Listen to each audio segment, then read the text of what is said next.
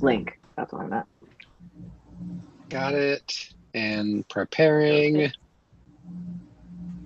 Setting up your meeting for YouTube Live. Done. Redirecting to YouTube. Find my mouse. There we go. Look at us go. Can you hear me? Yes. Thank God. I was about to lose my life over here. Oh, don't do that. Welcome. We're excited you're here. I forgot the password to my email, and then I almost didn't have my little script. So You could have winged it. Believe in you. We're already 100% better than we were last read by virtue of everybody is here. So I'm excited. Do not And the tap on link the Also by charging cord. virtue of the fact that I'm here and make everything better. True, because you weren't here last time. So And whose fault was that? it was mine. I used the wrong shower gel. What? What? I gave My him a wife seizure. purposely gave me a seizure. I didn't She's trying to kill purposely me. give you a seizure. If I die someday, just know that it's her fault. You know what? You should just try essential oils and smiling more. That'll fix it right up. Go look I at should some definitely plants. try that. Get a nice salt lamp. I do like I my literally have salt like Has 3 one of of them. Yeah, they're apparently supposed to reduce stress and anxiety, and if Ginger's office does any like consideration of how well they work, they don't. Or maybe they do, and I would just be that much worse. Who knows? The number of things, Oh. if the number of obscenities that I hear her yell from the basement each day is any indication. Get it Definitely. together, Juan. Basement Obscenities would be a really solid punk band. For sure, for sure. I love that. well, excuse me. Okay. Sorry, Yeah, I'm only sorry, kind of it's waiting great. because I want to be able to post the No. post the link. But I can start whenever everyone's ready. All right. Sean, are we live? Like, okay, everything is solid. No. When they say yes. I'll wait. Yeah, wait, let's wait. I've false started too many times in my life. I don't like it. Yeah. Yeah, I think the streaming is always the hardest part, if I remember correctly, right? I think it's the streaming to YouTube. Right. Oh no. My computer froze, but we're back. Let me just double check that we are indeed streaming. We should be. I see the little thing that says live. Yeah, it If does that say helps. YouTube on it. Yes. Yep. And the link is in the chat. Oh, okay. And we should be good. Oh, I can't. Okay. Why I don't see it. Oh, it's not in the Zoom Facebook Facebook chat. Oh, Hold on. Facebook. Yes. Oh, that'll work. Cool. I got y'all. Copy and paste. Yeah, I can put it Ta-da, here. Oh, there it is. much surprise. Here we go. Look at us go. This one Okay. has no hairspray in it yet. I sent She's it to new. myself. Oh, thanks, Mona. Do what I can. All right, everybody ready? As ready as I'll Ready. ever be. Okay, hello everyone, and welcome to the Not Ready for Quarantine players and our lovely script rating of my favorite movie, Easy A.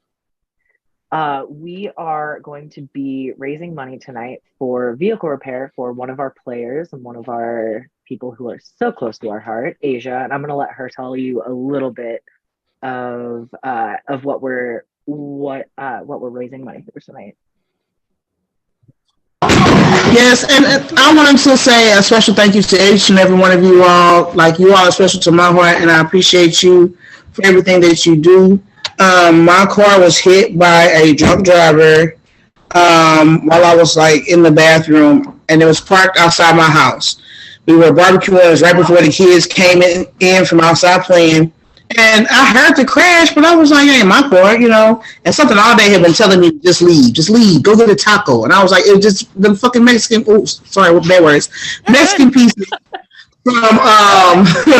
from Taco Bell. Like, I kept seeing the commercial for it, and something kept telling me to leave, but I didn't. And my car got hit by a guy. Now, my husband did chase him down, and, you know, he caught him.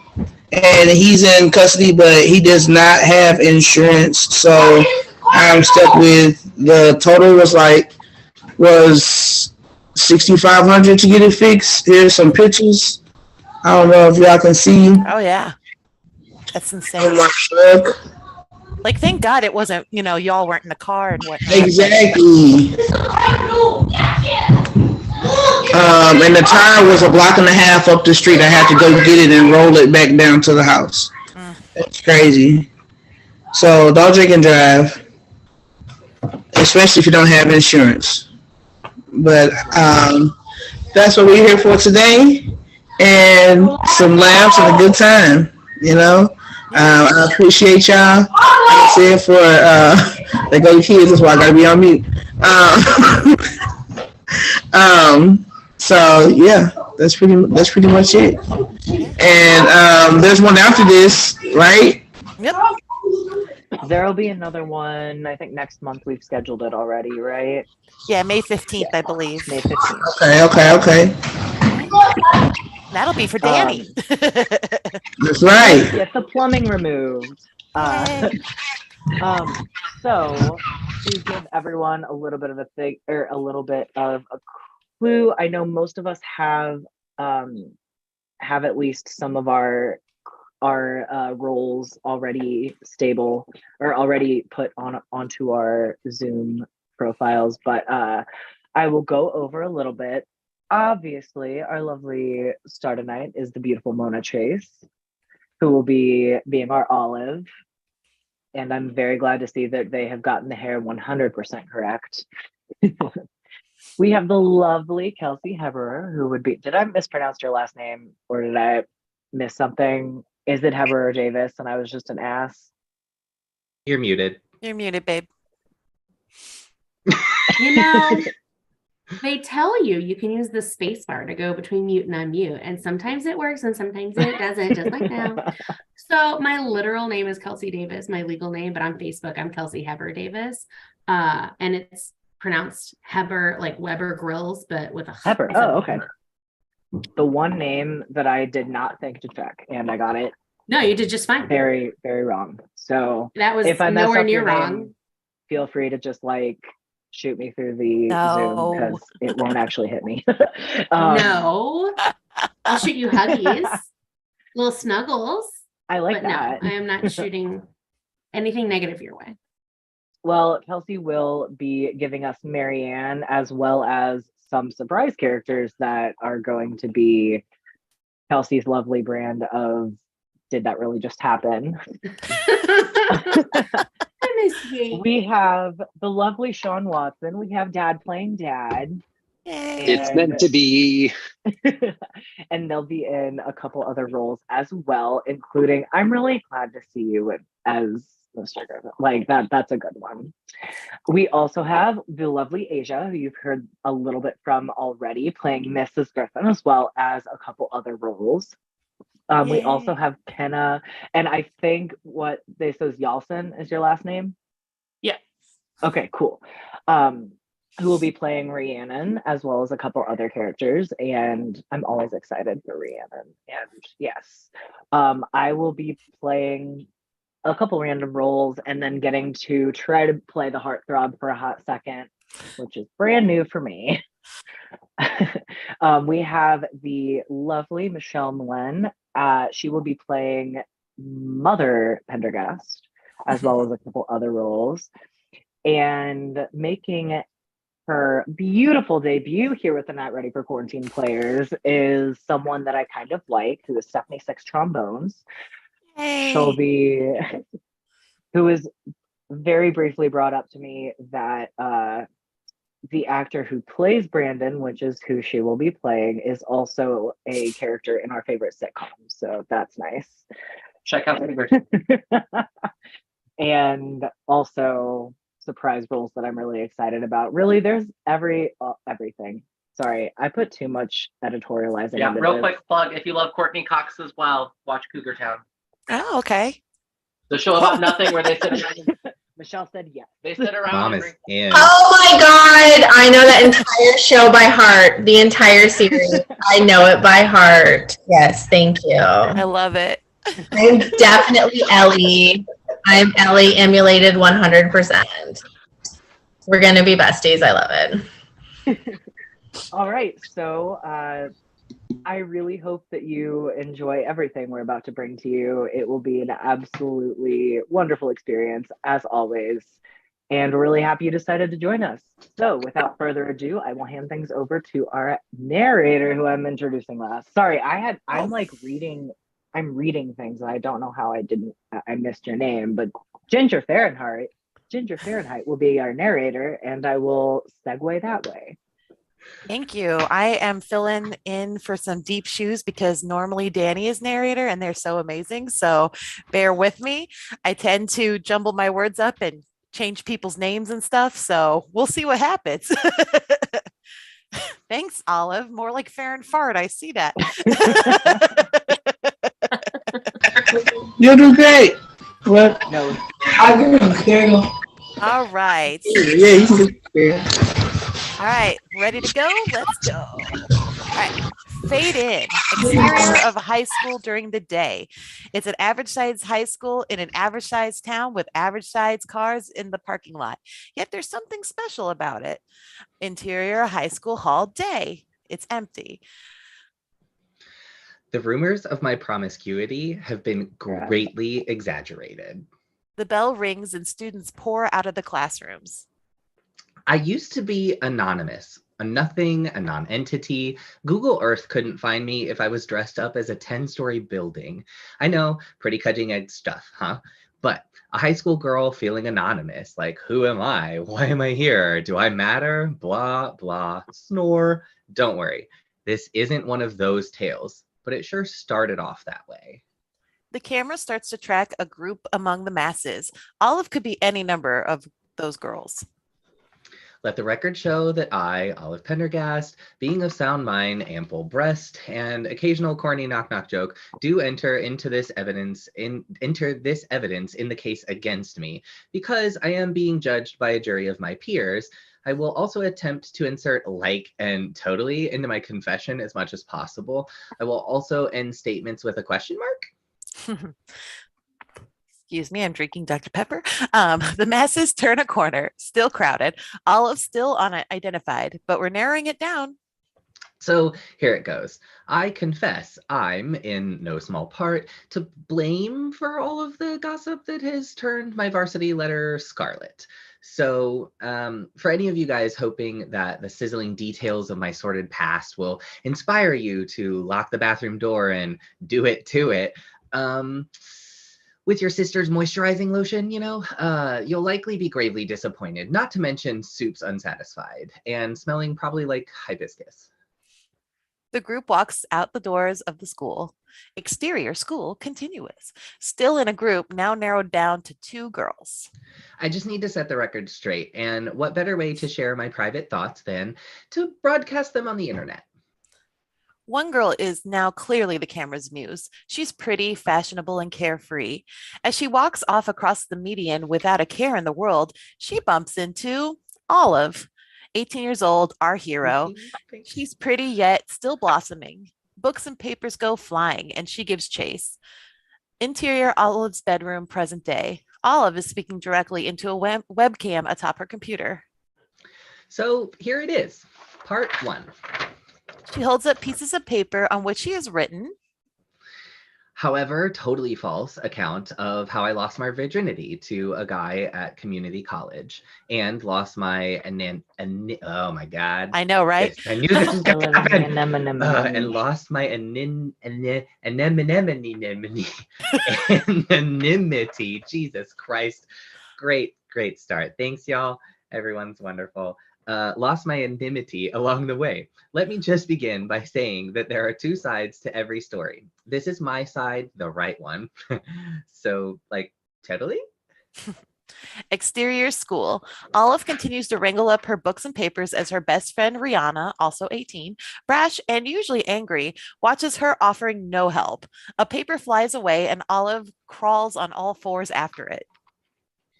Fuck off. George is not a sexy name. George is like what you name your teddy bear, not the name you want to scream out during climax. The paper is stopped in flight by a large sneaker. Olive looks up and sees it belongs to Mr. Griffin, early 30s, handsome but hopelessly goofy English teacher. I hope by climax you weren't talking about the stable and self-perpetuating end stage in the evolution of a plant community. By George, that tree has finally reached the final stage of ecological succession. And it only took 20 seconds. Mr. Griffin doesn't buy it, but is charmed by Olive's attempt. Hit the books. They don't hit back. He heads back to the school's entrance. He sees some stoner skateboarders leaning on the front steps, and they stare at him with the same indifference that all students do. So Mr. Griffin is one of those like sweetly intense guys who could have had any job in the world after college, but instead became a teacher because he thinks youth is our most precious resource. Which is weird because honestly, if you think about it, oil is our most precious resource, followed closely by potable water and then Jake and Maggie Gyllenhaal. Mr. Griffin takes a cigarette out of one of the kids' hands, inhales it, and then blows it out on a napkin. He shows the resulting brown tar mark on the napkin, a la, "This is what you're doing to your lungs." There are lots of sexy Georges. Name 3, besides Clooney. Too easy. Shouldn't he alone be enough? Fine, that's 1. Number 2? Okay, George, Reeves? Who's that? Superman from like way back. He was hot. No fucking way. Teddy bear. Fine. George Stephanopoulos. Bam. Ew, how does having beaver fever for Hillary Clinton make you sexy? They never had sex. He was her advisor. Really? I thought they knocked mops. No, but kind of a hot couple if we're honest about it. I wonder who'd wear the pantsuit in that relationship.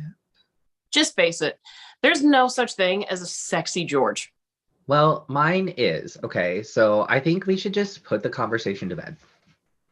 Fine, don't come camping with us. Just know that I fucking hate you. Rhiannon folds her arms and pouts. Interior Olive's bedroom, present day. Olive is speaking into her webcam. Okay, so here's the thing.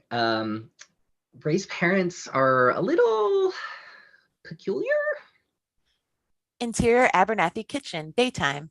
Olive and Rhiannon eat at the dining room table with Reese's parents in a long, uncomfortable silence. A lot of liquor has been drunk. This is delicious, Mrs. Abernathy. Thank you, sweetheart. That means the world to me. Mrs. Abernathy smiles and reaches for the bottle. She drunkenly knocks over Olive's glass. Mr. Abernathy drunkenly goes to help her and knocks over his glass. He starts laughing hysterically as Mrs. Abernathy throws down her napkin and stalks to the kitchen. Who am I kidding? Reese's parents are like straight up alkies. I feel bad for her, but if she was a true friend, she'd understand why I refuse to take part in another one of their Virginia Woolf psychodramas. Exterior Main Street Park in the day.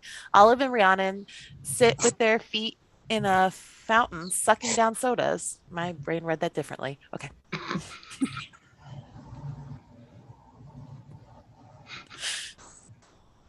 Please, I'm begging you. I'll pay. Right, I can't go camping with your family. I told you, I have a date. With who? You don't know him. And neither do you selfish bitch. I'm serious. He goes to college with my brother. What's his name then? You know my brother's name. Stop stalling. You're totally trying to come up with a name and you know it. So editors note, like, I don't know why they this is all like flipped around in my opinion, but you'll understand what I mean in a second. Interior Olive's bedroom, present day. Okay, so I'm not proud of this, right? Less about the lie and more about the unoriginality of it. Like, have you ever watched The Brady Bunch? Of course you have. Okay, so if you're watching this, this is clearly sophisticated, right? You're fucking God. You're clearly a sophisticate, but Rye, well, she hasn't. So she's too busy watching fake people pretend to be real on MTV. So that's why I knew I could get away with it, right? So see, there was an episode where Jan, the awkward middle child, made up a boyfriend to avoid the ridicule of her snatchy sister? What it says. I'm assuming it's supposed to be snarky sister who'd just stolen the heart of a boy who Jan totally loved. The name of her imaginary boyfriend was Exterior. George Glass. Oh, okay. Fuck off, narrator. Fine. George, what kind of name is George? He's pretty hot. You know, he asked me out this weekend, so I said yes. If you're choosing him over helping me cope for 2 days in the wilderness with Ma and Pa, Kettle One, he had better be the shit. You'd better fucking marry him, have fucking babies with him, and then fucking take him for everything he's worth. You make it sound all so romantic. Interior, Olive's bedroom, present day. So even though we hate each other now, Rye, I really hope you're watching this because this part's for you. The lurid details of my weekend en flagrante delicto with the all too imaginary yet surprisingly satisfying George Glass. Interior, Olive's bedroom, night. Olive watches the Brady Bunch on mute. The song on the radio turns to Pocket Full of Sunshine by Natasha Bedingfield. Olive winces at the song. I got a pocket full of sunshine. I got a love, and I know that it's all mine. Oh. Ugh, worst song ever. Interior, Olive's bedroom the next morning. Olive paints her toenails jungle red, which is a reference to that movie we almost did. She's quietly humming, unaware that she's doing it. Do what you want, but you're never gonna break me. Sticks and stones are never gonna shut me up. Oh. Interior, Olive's bedroom that afternoon. She picks up a magazine with Ryan Gosling on the cover. She's doodled a picture of herself hand in hand with him. She starts to paint the stick-figured toes red, and now she's singing along. Take me away, a secret place. Take me away, a hiding place. Interior, Olive's bedroom that night. That one is amazingly as I knew it was going to be, and I love it. Olive stands on her chair, dusting the top corners of her room as she sings. I got a pocket full of sunshine. I got a love, and I know that it's all I know. Oh, Do what you want, but you're never gonna break me. Some stones are never gonna take me. Narrator. Fade away. Interior, oh, I'm supposed to keep going? Okay. Interior, Olive's bedroom the next morning. She's eating a bowl of cereal in her underwear, reading the newspaper, and it's a thing over online. She drinks out of an orange juice carton. You're still singing, babe. Yeah, it took me a second. I was like, wait, what? Wish that you could, but you ain't gonna own me. Do anything you can to control me, yo. Oh. Interior, Olive's bedroom that evening.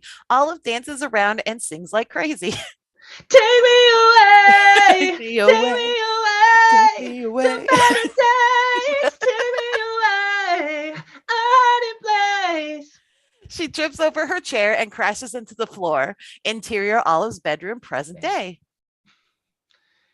But on Monday, when Rye asked me how my weekend was, Interior, high school hallway day. Olive and Ree walk to class, weaving in and out of people.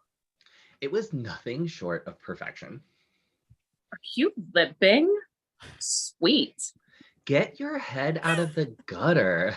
I strained my vastus intermedius doing yoga with him. Did I mention he does yoga? You didn't mention anything. I want details, bitch. Wait, first I need a scope of reference. Who would play him in a movie of your life? Ryan Gosling, definitely. That works. Continue. So he was charming, a real gentleman. Are you going to see him again? Probably not. It was just one of those weekends. The whole weekend? Yeah. Rhiannon stops and twirls Olive to her face. Wait a minute. You didn't. No, of course not. You fucking liar. You totally lost your V card to him. Students stop in their tracks and stare. I did not. Yes, you did, you lying fucking whore. Olive grabs and drags her forward, interrupting the show. Tell me everything and spare me the coquettish, just the tip bullshit. I know you did it. I know you let him put it inside you, so just tell me. I am not that kind of girl. The kind of girl that does it, or the kind of girl that does it like a fucking porn star and that doesn't have the lady balls to tell her best friend? Ree drags her into the bathroom, interior girl's bathroom. She aggressively gets into Olive's face. I want every perverted detail. Now, bitch. You know, you call me bitch a lot. It's not technically a term of endearment. I want every detail. Now, motherfucker. Not heading in the right direction. Rhiannon tightens her grip, pressured. Olive lies. Okay, fine, we did it. You lost your virginity. Fucking finally. Now you're a super slut like me. Blowing Peter Tolliver once behind the Bed Bath & Beyond does not make you a super slut. There were people walking past. Someone could have easily seen. Whatever. This isn't about me. It's about you. What did you let him do? So I started piling on lie after lie, and it was just like setting up a game of Jenga. It was normal, nothing freaky. It was sweet. He was sweet. Okay, that's enough.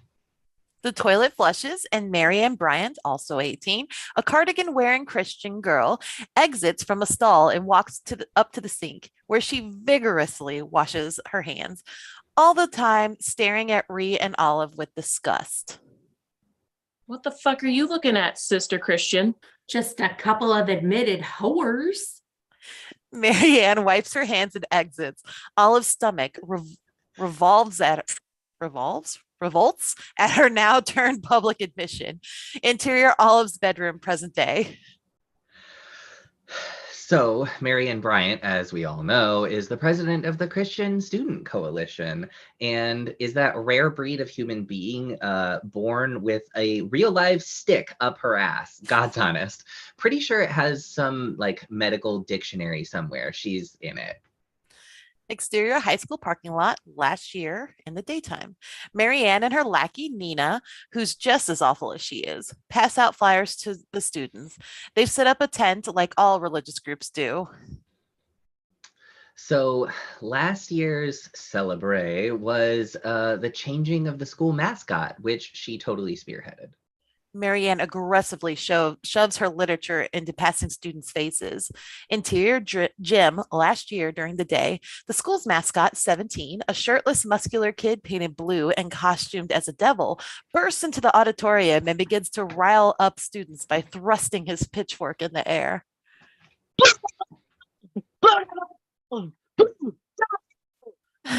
The crowd goes wild. Interior hallway last year during the day, Marianne, standing in front of another religious tent, melodramatically grabs a passing student by the arm as she passes out flyers. How can we exhibit school pride when we're conveyed to others as Satan worshippers? The scared student takes her pamphlet and runs away. Now, thankfully, we're much less intimidating. Interior gym last year, months later during the day, the mascot, unenthusiastic and feeling ridiculous, walks into the gym dressed as a woodchuck. The woodchucks. The school band starts playing Knock on Wood by Wilson Pickett. He picks up a foam piece of wood and pantomimes gnawing it a la a woodchuck. And then he blows sawdust out of his hand and confetti goes flying. He can't seem to get himself or the student body as excited. That's what she said, with the exception of Marianne and Nina in the stands applauding proudly. Across the gym, Olive sits with Rhiannon. How much wood could a woodchuck chuck if a woodchuck could chuck wood? Beats the hell out of me. But can we take just a moment to applaud the marching band for their very ambitious effort to learn every song with the word wood in it? Kudos. I think I speak for all of the female students and faculty and maybe a couple of males when I say that I like Todd much better when he was shirtless. I actually look forward to these disturbing displays of, what do they call it? School spirit. Yeah, that's it. The decline of the 21st century adolescence can be defined in those two simple oxymoronic words. You know, even dressed as a woodchuck, I still fantasize about him. What are those people called again? The ones that dress up like stuffed animals when they do it? Republicans? Shh. They'll hear you. They're all around. The band segues into If I Ever Had to Knock on Wood by a Mighty Mighty Boss Tones. Yeah, I'd totally fuck Woodchuck Todd. God, I want a boyfriend. Same. They both get lost in thought. Olive pops into her trance and shakes herself off. She jumps up and yells in an ironically huge sign of school spirit. Yay, our school! Go our school! Interior high school hallway during the day. Olive loads books into her locker. So, of course, I immediately knew that the little white lie told my then best friend in the ladies' room would come back to bite me in the ass. However, even I, who my fourth grade teacher stated on my report card, quote, has an imagination that should be quickly expunged, unquote, had no idea how quickly this article of fiction would spread. Interior Olive's bedroom, present day. So now we move to part 2. She holds up a paper with a title written on The accelerated velocity of terminal inexactitude. terminological. I had to figure that word out when I put That's fine. I can't read. It's okay. Exterior high school continuous. Olive looks up and sees a few kids whispering and looking at her. Then one of them peels off and tells another group something as one girl in the first group gets out her cell phone and starts texting away. The camera goes into hyperdrive and zooms around the hallway at the speed of rumor. Everyone stays in real time as the camera goes in fast motion and delivers the gossip, darting down the hallway, up the stairs, down another hallway, out the window, down to the parking lot, across to the football field, through the locker rooms, out another door, around the back of the school, through the cafeteria, Jesus Christ, into a few classrooms, down the stairs and back through the hallway. It lands back on a perfectly still Olive. We resume real motion and Marianne and Nina walk over to Olive. Maybe next time a certain someone will be a little more careful what she says in the water closet.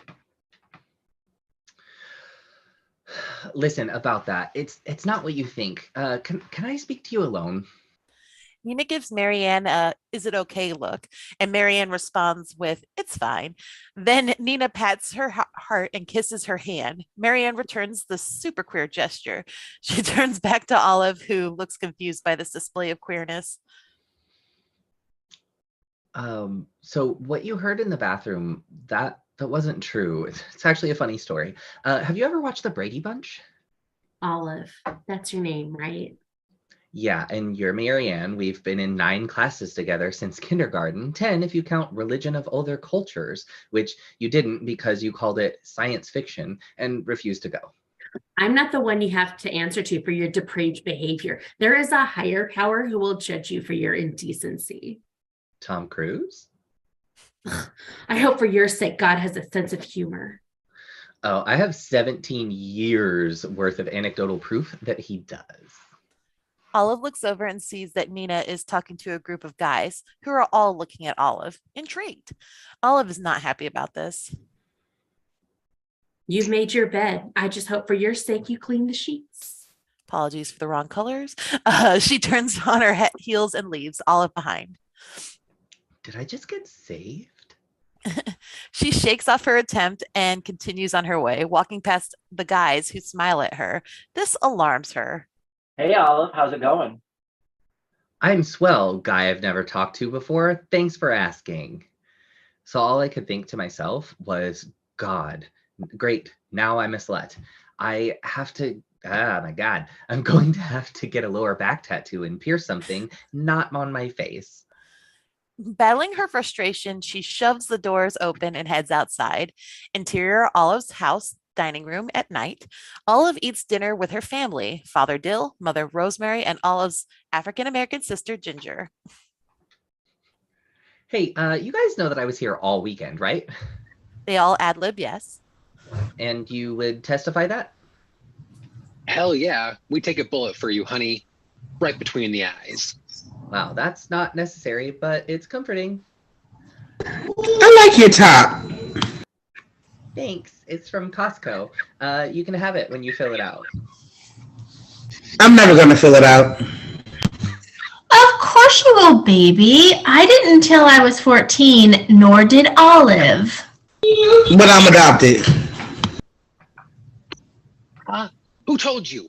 We were waiting for the right time. Did you tell her? We discussed this. We had a timetable. We read all the books. We're going to do it right. Lessen the surprise nut cake. Ginger rolls her eyes.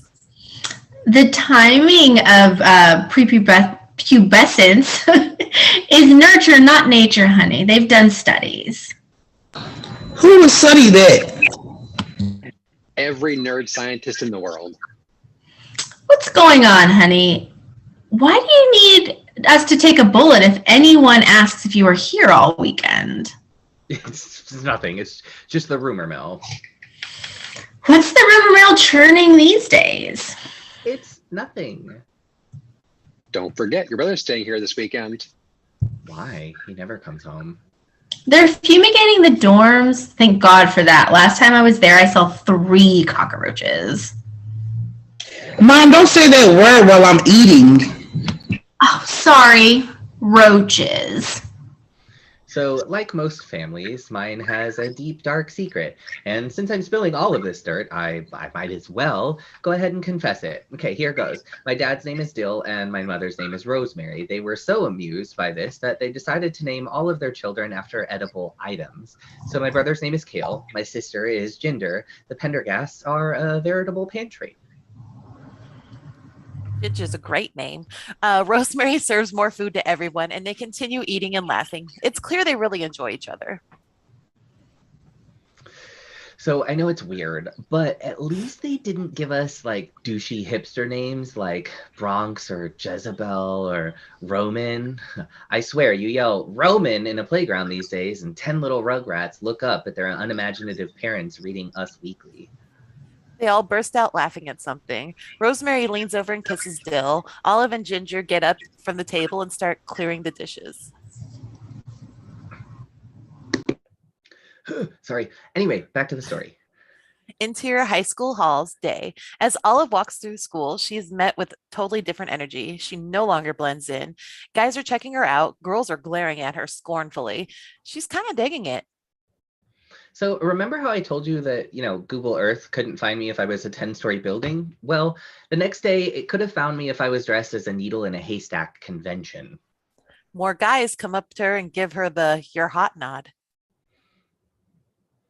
So I was now the center of attention, and it felt pretty damn good. Like, if I'd known losing my virginity would have created such a new awesome persona for myself, I'd have lied about it back in the 8th grade. 8th grade sucked. Flashback. Exterior suburban house several years ago at night. Music Boulevard by Broken Dreams by Green Day. A preteen party in full force is visible through the windows. 12 14-year-old kids are lounging around everywhere. One group plays Pass the Orange Under Your Neck. Another plays Spin the Bottle.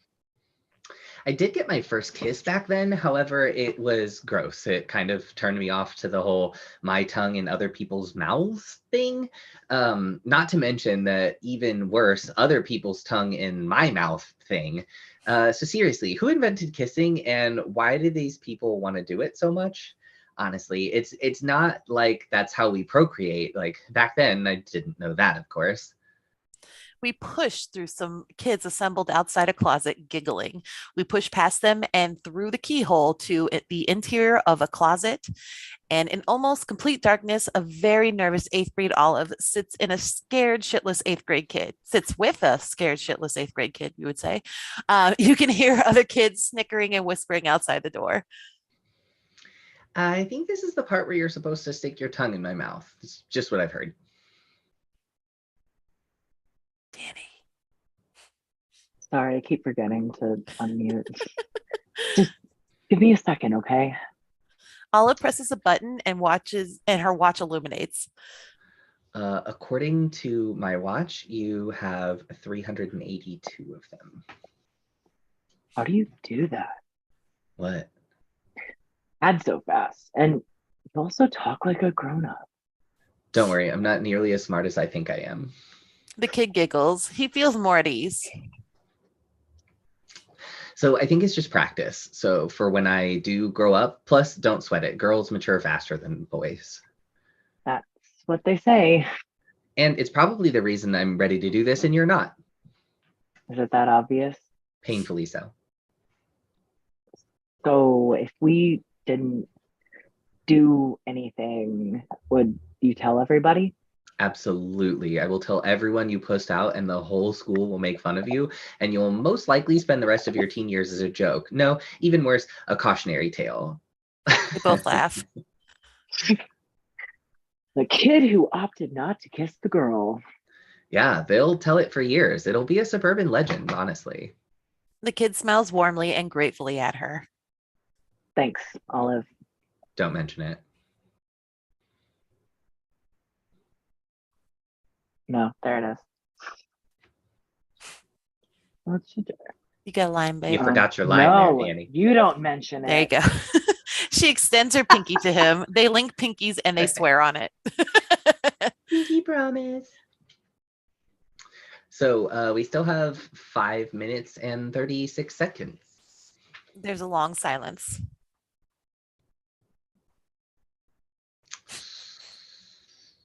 So I'm really interested in politics. Oh, yeah? Totally. What do you think about Alberto Gonzalez as the new attorney general? I've got my doubts, but anything's better than Bible banger Ashcroft, right? I'm more into like school politics, like trying to get the cafeteria to bring back Klondike Bar Fridays. Oh, cool. Yeah, that's also important. There's another long silence, and then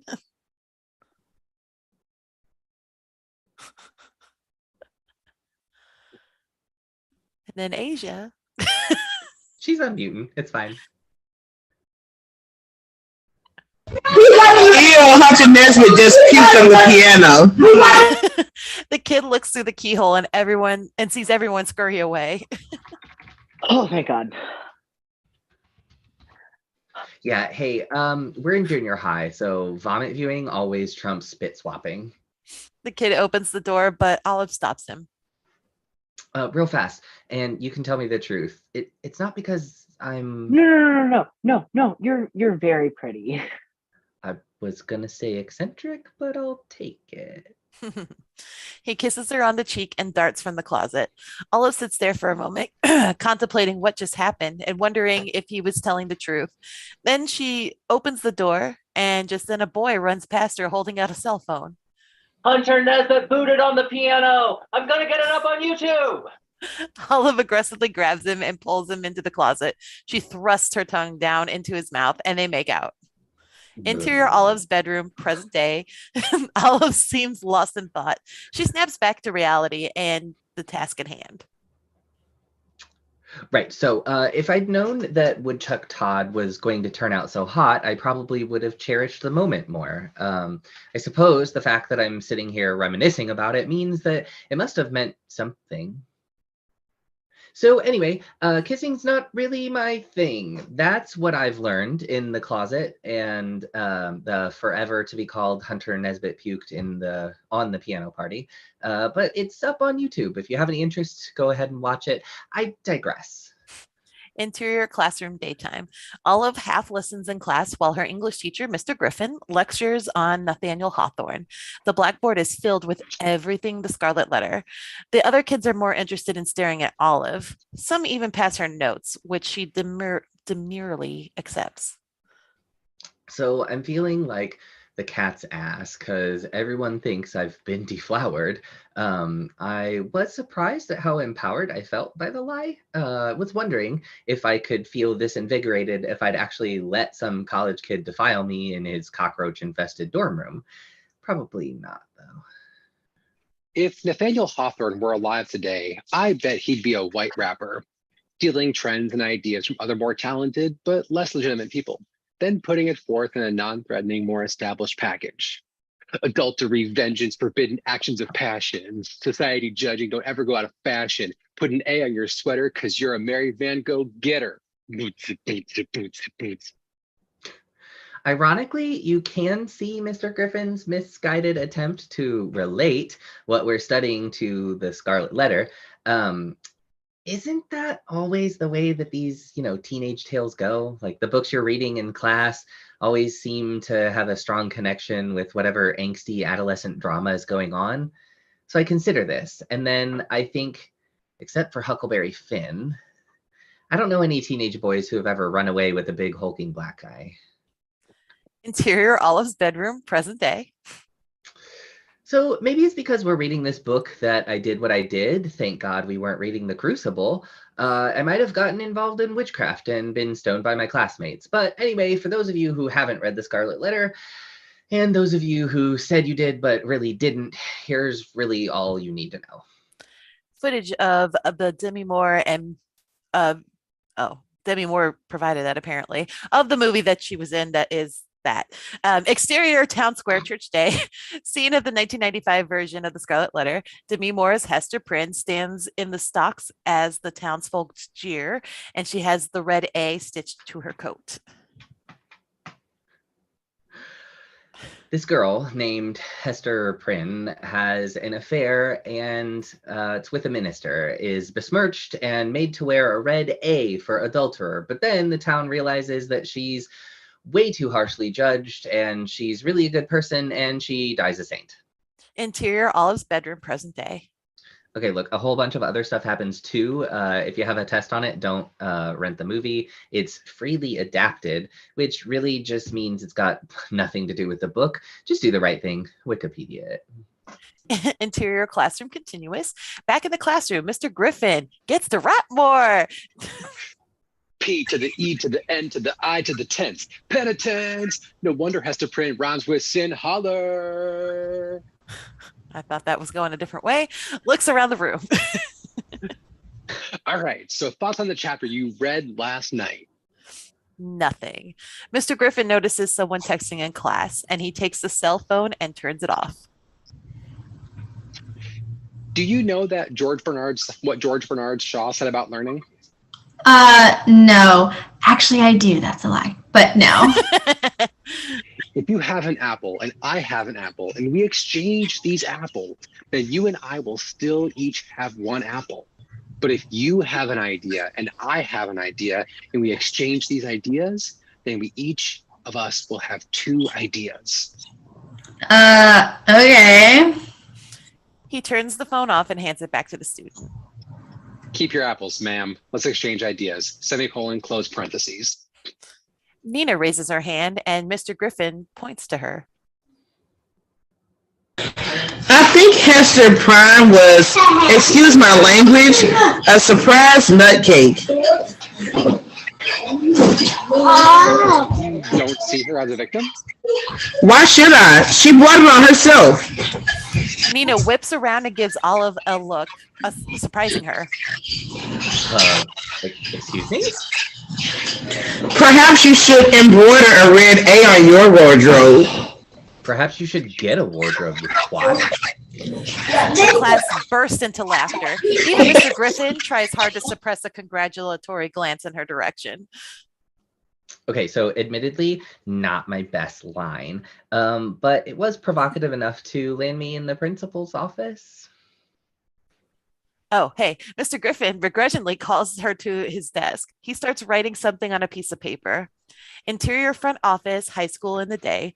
Olive sits with her arms crossed outside the principal's office. She clenches a note in her fist, and Marianne, who's an office aide, has a smirk on her face as she watches Olive squirm. She slams her fist down on the stapler repetitively. Seems as if someone's in a downward spiral. Seems as if someone's practicing the mundane activities she'll be saddled with for the rest of her pathetic life. You have a chip on your shoulder the size of Canaan. Is that big or small? I'm sorry, I don't watch cartoons. You're going to hell. As long as you won't be there? Oh, I can assure you I won't. This is magic. Neither of them says anything for a few moments. I hope you at least had the good sense to use protection. Why, your parents didn't? You know, you're just like... The principal's door opens and Marianne quickly shuts up and continues her work. Two kids emerge. One, obviously a bully. The other, obviously the bullied. The bullied kid is holding a bloody tissue up to his nose. He and Olive exchange meaningful glances. Principal Gibbons, a colossal prick disguised as a man, gestures for her to come in, and Olive gets up and throws one of Marianne and Nina's queer touching your heart gestures at Marianne. Marianne scowls. Interior Principal Gibbons' office moments later. Olive is seated across from Principal Gibbons. He holds his hand out and she gives him the note Mr. Griffin has written. Gibbons studies it. That's too close. Gibbons, Griffin. Anyway. I don't know you. She thrusts her hand out. Olive Pendergast, 12th grade, cholesterol 185, but most of it's the good kind. He eyes her hand, not amused. She withdraws it in a hip hop snake move, segueing into a robot. Why are we just now meeting? Using language like this should have warranted a visit to me years ago. Well, to be perfectly honest, I've never used an epithet like that in an educational arena before, sir. This is foul.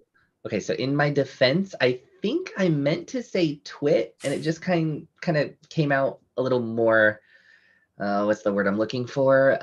Voracious? Why do I don't know what this word is. Keep going then. Someone help me out with this last word. Vituperations.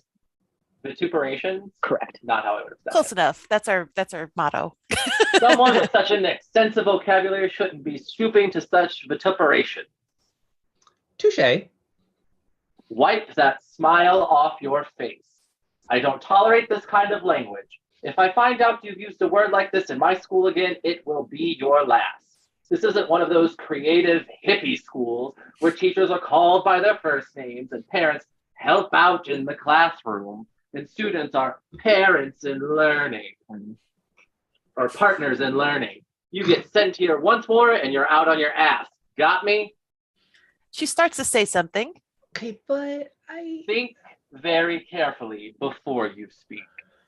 She relents, but stares him squarely in the eyes. I always do. Can I go? He gestures to the door. Detention tomorrow after school. I don't want to see you again. Not even in a more positive capacity? Maybe I'll win a ribbon or a medal or a presidential physical fitness award. Do they still give those, judging from the deal you made with the Jack in the Box to pay for the new scoreboard on the football stadium? Totally guessing not. So what if kids get like imprinted and start eating a high-fat diet at a young age? The important thing really is that we all know how much time is left in the fourth quarter and what yard line the ball is on. Can I get a what? Get out of my office. Interior hallway Sure. day. Olive sulks down the hall. She turns the corner and finds herself stride for stride with Woodchuck Todd. He's wearing a woodchuck suit, but without the head. Hey, Olive. The illusion is shattered. This is exactly why they put you in the gas chamber if you take your head off at Disney World. Actually, I think they just fire you. You're thinking of Disneyland. Disney World is much more liberal. Oh, yeah, that's right. Disney World went blue in the last election. So, are you going to Melanie Bostic's party? Hadn't planned on it. Me neither. Cousin's getting married. It's a rehearsal dinner. They've reached the end of the hall, and Todd peels off. See ya. Stay excellent. You too? Exterior high school parking lot in the day. Olive opens the door to find Rhiannon waiting for her. Rhi runs up the stairs to her. Please tell me the rumors are true. Yes, I'm a big fat whore. Not that one. The one where you got suspended for calling Nina Howell a cunt and then punched her in the left tit. Well, I really worry about the way information circulates at this school. Okay, so there's something I need to tell you. Yeah, like the exact moment you turn into such a badass, I think I'm in love with you. Please tell me how you at least left a mark. You at least left a mark on that scrunched up face of hers. How? Would you listen to me? It's not true. It wasn't the left tit. Was it the right one? I always pegged you for a southpaw. Rye. In this corner, the world featherweight champion best friend of the world, Olive Pendergast. Never mind. Rhiannon pulls out her car keys as they walk to her car. Ugh, I want a car. It's my only perk. Trust me. Interior dining room at night. The scene looks the same. Olive sits with her family having family dinner. So I got sent to the principal today. Did you win a medal or something? Not exactly. What happened? I used inappropriate language in English class, but we were reading a book that I personally deemed wildly inappropriate for my age group, so I felt that it was honestly quite apropos. What did you say? On mute, Olive looks to her little sister and thinks better saying the word out loud. Let's just say it was an inappropriate word. What did it start with? A snide comment from a snotty girl in my class. I meant, what letter did it start with? Oh, T. T. Let me think. T. T.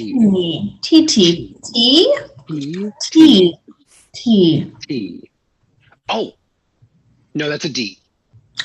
Is it one of those new curse words? Ooh, was it? He leans over and whispers something in Olive's ear.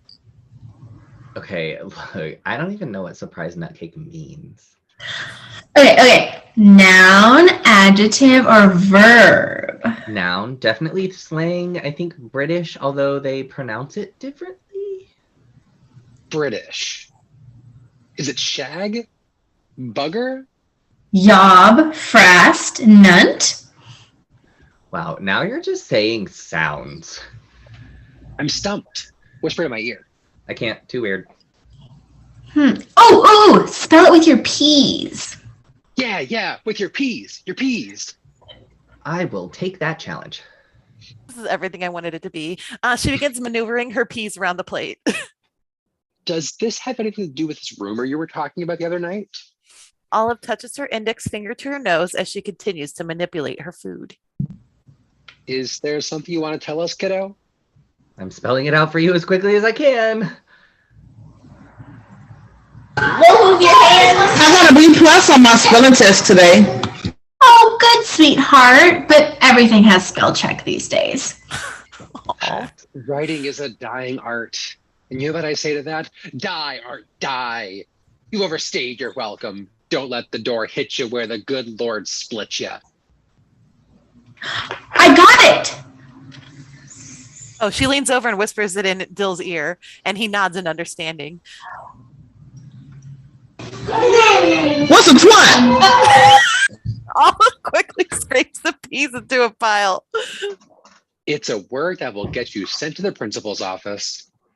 It's not a good word, honey. So, what was the principal like? The male equivalent. Of what? Now it's Dill's turn to whisper in Rosemary's ear. She nods in understanding. Well, it's the first time since second grade, so I guess we can't be too hard on you. What would my punishment have been otherwise? I don't know. To bed without supper? Okay, well, I'm already finished, except for my helpful and profane peas. Propane peas. Oh no.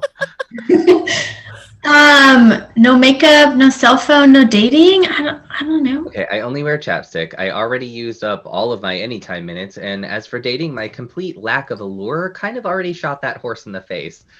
Timely. Fine, I take away your... I'm sorry. Drew, that was not cool. Anyway. Remind me to tell you all about that at intermission. Okay. Magazines, book, computer. Yes, your computer. Nice. Yeah, so all my homework's on there. Sorry, you lose. Thanks for playing. See, we're lucky this isn't a common occurrence. Olive gets up from the table and kisses her dad on the cheek. I think we all are. I wouldn't know how to be grounded any more than you all know how to ground. I love you. I'm sure that girl was acting like exactly what you called her. You have no idea. She kisses her mom on the cheek and retreats upstairs. How come you guys never get mad at her? Because Pumpkin. Out of our 3 children, we love her the best. She and Dill erupt in laughter. Just kidding. Eat your dinner. Ginger is not amused, except this Ginger is super amused. We keep it fun around here, don't we? Interior Olive's bedroom, present day. So the next day, things take a turn for the scandalous, which brings us to part 3. A lady's choice and a gentleman's agreement. She smiles slyly into her camera. Exterior side of the gym in the day. Olive paints over graffiti on the side of the gym. She's dressed a little racier and is starting to look pretty hot. The bullied kid, seen by Olive leaving Gibbons' office the day before, is painting alongside her. Both are bored to tears. This isn't detention, it's community service. Okay, well, Principal Papsmear thinks that the punishment should fit the crime. Aren't there child labor laws about this? Not in high school. Principal's like the captain of the ship in international waters. Totally reigns supreme. He can even marry people. They continue to paint, and Olive laughs to herself. What? I was just thinking, it's kind of funny. Like, we haven't really talked since the great closet incident of the 8th grade. I was afraid you were going to bring that up. So, have you been, Brandon? Fabulous. Crushing it. Everything going according to plan. I want to be in detention. Yeah, why are you here? From the amount of blood I saw gushing out of your nose, I assumed you were the one being bullied. You'd think, but Gibbons is a homophobe, which is why I called him a fascist.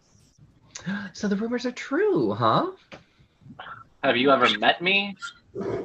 Look, I kind of guessed it that night in the closet. I remember thinking to myself, this isn't the first time this kid's gonna go bursting out of the closet.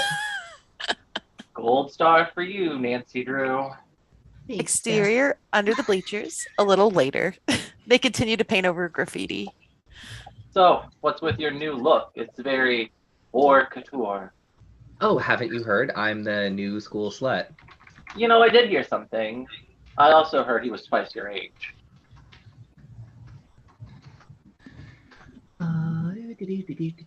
No way. He's a freshman in college. Also, heard he gave crabs. Wow. Ew. People suck. Tell me about it. I didn't even think crabs existed anymore. I thought it was like rickets or scurvy. Oh, still exists. Nothing can wipe out crabs. It's like the Cadillac of sexually transmitted disease, except GM's falling apart. So fuck the American auto industry. You speak in tongues, you know that? Yeah, I'm just trying to make it through the day, to be honest. Interior boys' bathroom, a little later. Olive and Brandon are in adjoining stalls, sitting on the toilets and scrubbing away graffiti. Okay, so like he's not real. The guy I slept with made him up. Wait, you started the rumor? Indirectly, sort of. Well, not really. No, I didn't. I did not. But you're perpetuating it. It's so fucked up. Excuse me? You're not even a real slut. You just want people to think you are. Pathetic. Okay, no offense, Brando, but maybe you could learn something from me. You're saying I should act straight so people will like me. You mean in high school, people pretend to be something they're not so they can fit in? Groundbreaking! You should teach a course at the Learning Annex. The Painfully Obvious with Olive Pendergast, the fake school slut. Olive emerges from the stall with a bucket of paint and a brush. She goes to the sink and dumps it, checking herself in the mirror as she does. Okay, so like I'm suggesting that maybe these kids that we call peers have got the right idea. Maybe Bridget Schumacher isn't as hippy dippy as she pretends to be. Maybe that's just the label that she's put on herself to avoid having to shave everywhere that society deems normal. Or maybe take Marianne Bryant. Maybe the whole stuck up Jesus freak thing is an act. Maybe she's just sick of being just another faceless entity in a place and a time that reveres people for extremity. Brandon emerges from his stall. Nah, I think she's just a stuck-up Jesus freak. Yeah, okay, me too. But do you think she cares that that's the way that she's perceived? No. There are some of us who just want to blend into the crowd. Then you either gotta go to that extreme or make the steadfast decision not to care. Even better, do both. I can't decide if you're a genius or a lunatic. Don't they kind of go hand in hand? They both look at themselves and each other in the mirror. Brandon picks up a piece of lint off of Olive's low-cut top. How am I doing? Do I look like a whore? Every Or a day. virgin? Pretty damn good. He pulls down her t-shirt, exposing more cleavage. How about me? Could I pass it straight? Not bad for homo. She untucks his shirt and musses up his hair. You know, if we really wanted to shock the world, we'd blow off detention. You know, just leave now. But you know we would never do that. Isn't going to stop me from telling everyone we did, though. Exterior mountaintop that afternoon. They're taking the view in of the valley. Brandon Carter was telling Vanessa Hodges that you lost your virginity to 3 guys in a jacuzzi. That sounds like a lot of work. Yeah, and there'd always be that question as to which guy you actually lost it to first. Like, it'd be like he said, she said thing. Yeah, I guess it's still better than me getting crabs from some old dude. Ew, who said that? You know that Brandon kid? From the closet at the Hunter Nesbitt puked on the piano party? The one in Lonely. It's what somebody told him. Nobody talks to him. Yeah, isn't that sad? He's actually quite the conversationalist. Isn't he a homo? Duh, what straight guy under the age of 18 is able to have a real conversation without trying to jam his hands up your business? Olive's cell phone rings. Hello? Oh, speak of the devil, I was just talking about you to my friend Rhiannon. You know, Rhiannon, perpetually angry, holier than thou. Yep, that's her. Bet? What's bet? Olive shushes her into the cell. Okay, yeah, sure. All right, see you soon. She hangs up. What's bet? Beautiful soul, bedazzling personality. Big tits. That's my identifier. Fucking sweet. Yeah, that was Brandon. He wants to talk to me about something. Probably wants to borrow an outfit. You are so mean. Why do you have to lash out? Any word from George? I told you it was a one-night stand, which is now a done nightstand. You're being pretty cavalier about this. I mean, he popped your cherry. Aren't you supposed to be like internally in love with him or some shit? Yeah, if I was a character in a ghost-written teen novel developed solely to cultivate a following in order to sell the film rights, but alas, I'm not a gossip girl with traveling pants who goes to high school in Sweet Valley, so no, I really couldn't care less. Methinks you doth protest too much. Whatever, big tits. Exterior Pendergast house that night. Brandon walks up to the front door and rings the bell. Interior Pendergast house foyer. Moments later, Rosemary opens the door to find Brandon. Hi, is there an Olive here? There's a whole jar of them in the fridge. Sorry, I must have got the address wrong. Just kidding. Come on in. Any friend of Olive's is a friend of our daughter's. Brandon walks in thoroughly confused, and Rosemary yells up, Olive, sweetie, there's a surprise nutcake here to see you. He said something about asking for your hand in marriage. Brandon's eyes bulge as Olive descends the staircase. Oh, happy day, Mama. I thought I was going to have to spend my dowry on booze and pills to numb the loneliness. Olive grabs Brandon by the hand and leads him upstairs. Interior Olive's bedroom moments later. She closes the door behind them and gestures for him to sit on the bed.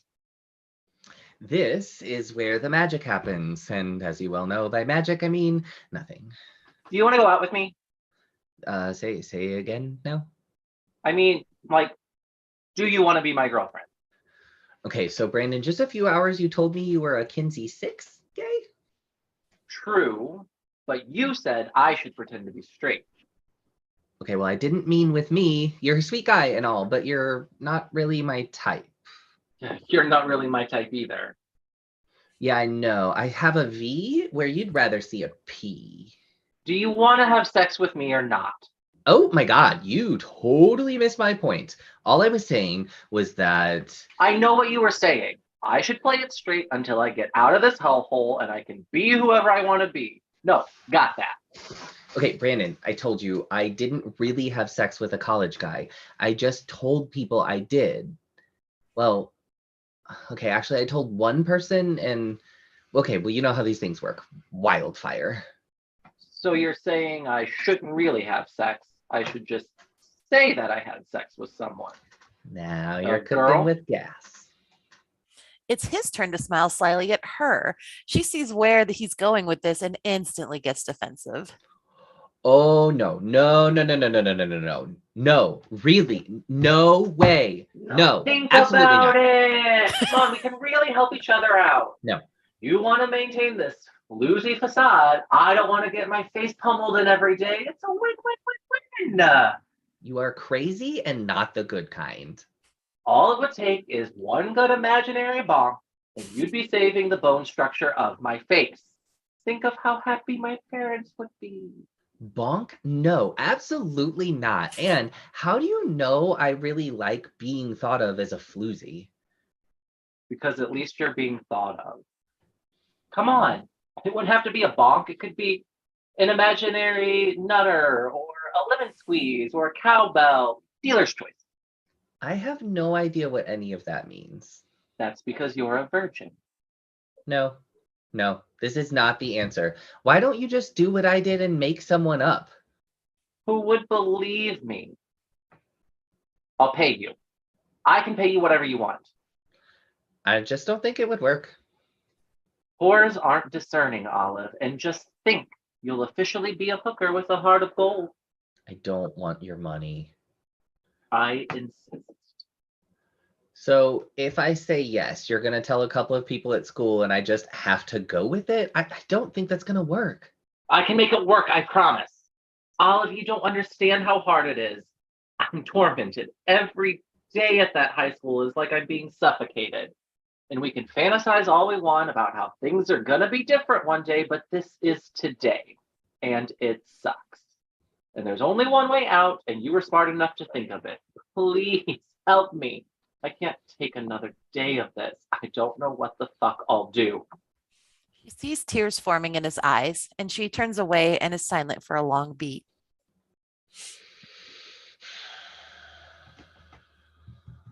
Okay, look, I don't do anything half-assed. So it'll have to be a public event. Melanie Bostic is having a party tomorrow night. All of your tormentors will be there. You and I are going together. You have to do everything I say, and you have to tell people that it was sensational. Brandon wipes his tears away and is the happiest gay you've ever seen. Richard Simmons. He throws his arms around her and won't let go. Thank you so much for doing this. Just make sure you're ready to live with the consequences. Okay, now what the hell is a lemon squeeze? It's like a backwards melon bag. Why don't I know any of this? Why am I so bad at marking the parts? Interior, Hollis' bedroom, present day. I'm sure you all remember the party. Exterior, back of Melanie Bostic's house at night. Kids are partying everywhere on the grass by the pool. Some are even in the pool. And we track through the partiers and go inside the open back doors. Interior, Melanie Bostic's house at night. More kids, more debauchery. And then Olive parts the seas like Moses, looking like $1,000,000. Brandon is on her arm, looking pretty snazzy himself. They appear drunk and are falling all over each other. People stare in complete amazement at A, their appearance, and B, that they're even together in the first place. You'd never guess that this was anything less than an A-list teen couple. Olive falls against Brandon laughing. He hoists her up as their host. Melanie Bostic, age 18, approaches. Hey, Olive and Brandon.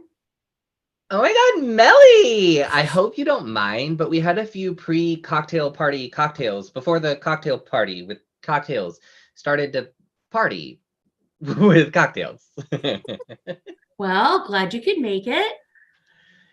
So here's the sitch. Brandon here was in the middle of telling me this really funny thing. Is there a quiet room that we can go to where he can finish telling me about this thing that's funny?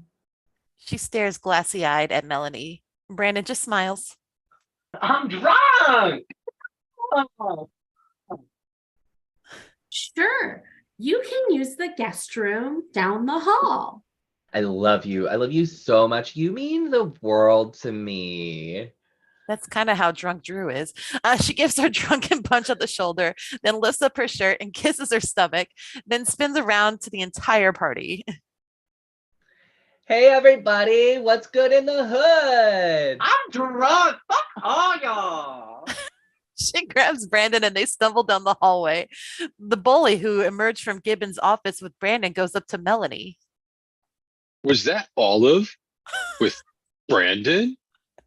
I know. What the hell, right? They, with a big group, race down the hall where Brandon and Olive have just retreated to. Interior guest room at night. Olive locks the door and drops the drunk act. She is completely sober, and so is Brandon. Close the shades. Oh, Brandon runs over and pulls the blinds down. Olive takes her panties under her skirt. Whoa. What are you doing? Relax. Jesus, what is it with you gays? You really that repulsed by lady parts? What do you think? I have down there a gnome? Some do. She drapes the panties over the doorknob just so anyone looking through the keyhole will see nothing but panties. Then she plops down on the bed and stretches out. Chop, chop. Brandon lays beside her. She lets out an incredible moan, and it's very convincing. Then she whispers in his ear. Now, grunt. Make it convincing. I said grunt, not whine. Okay, now make it manly. You are pathetic. Oh, yeah.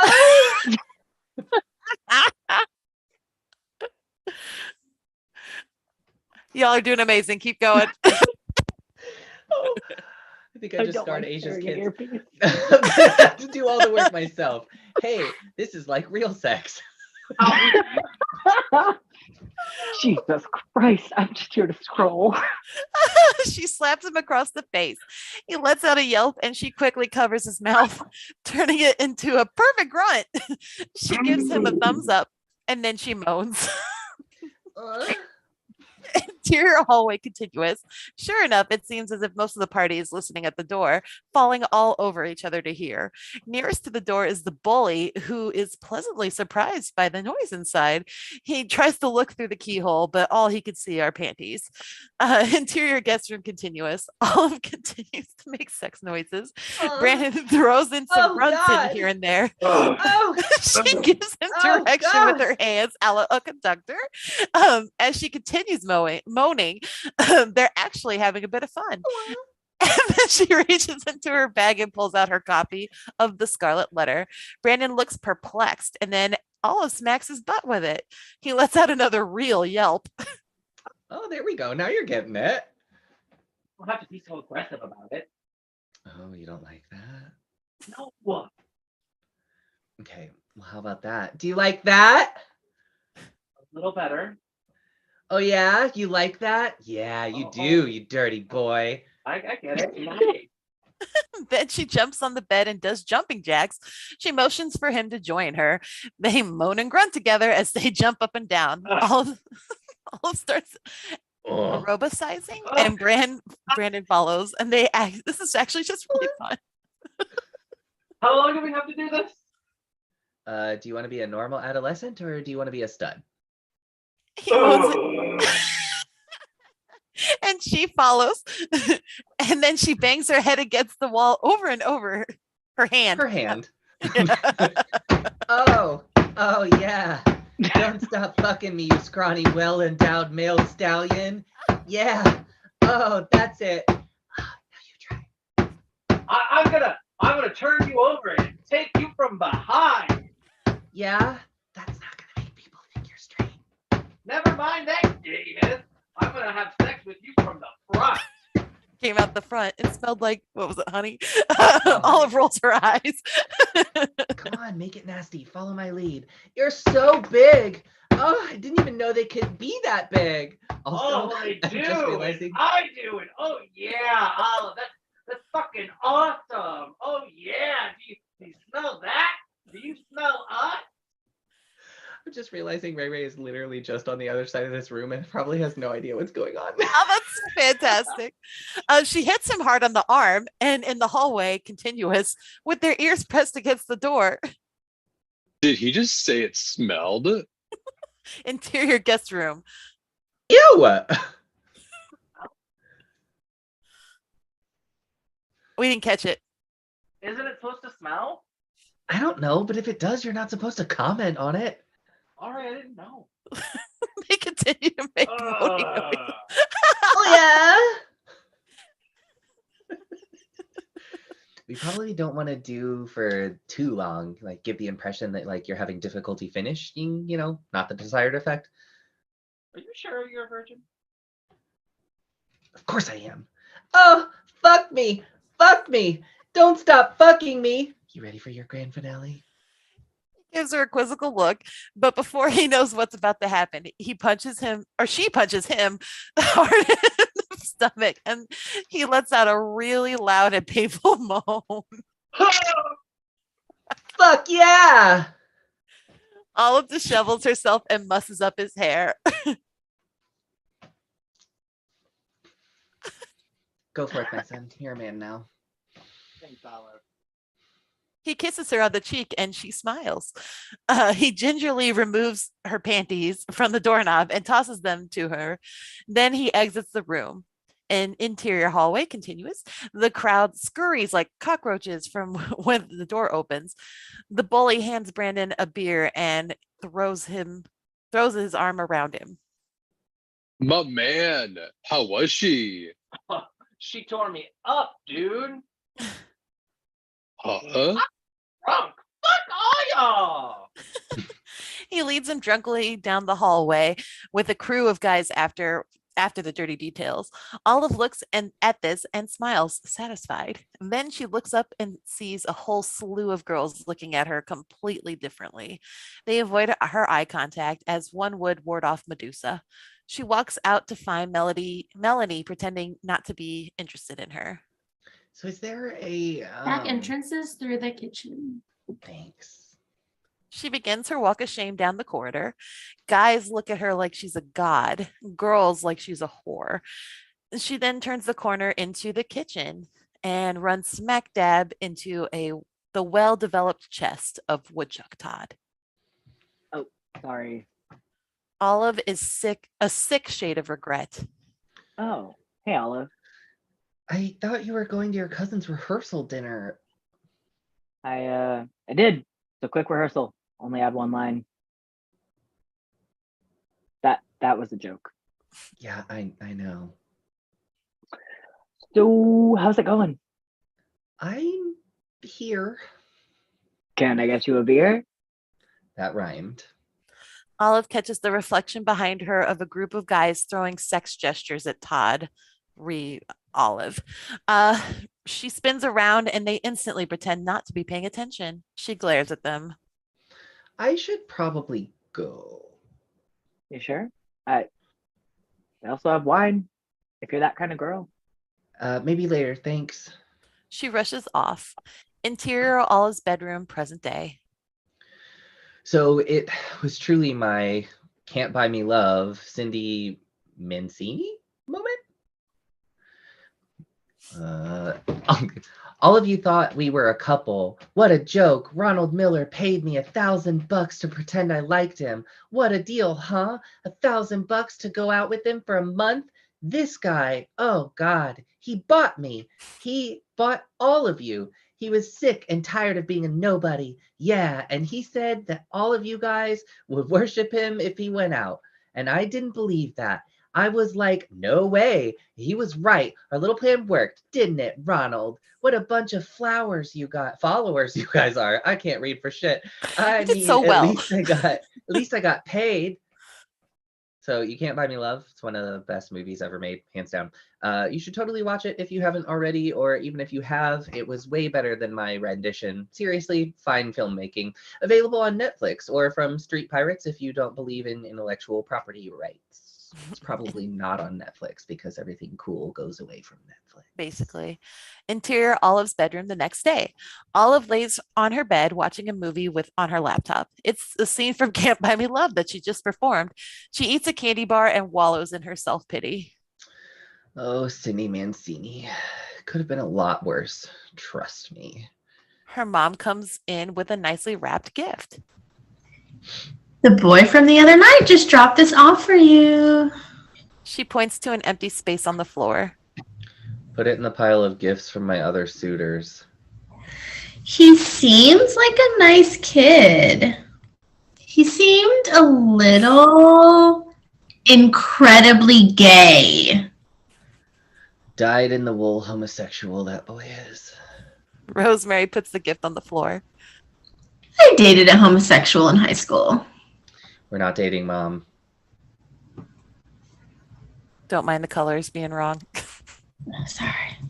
I just wanted to tell you that if you want to date a gay boy, your father and I are totally supportive and we love you no matter what sexual orientation of your opposite partner.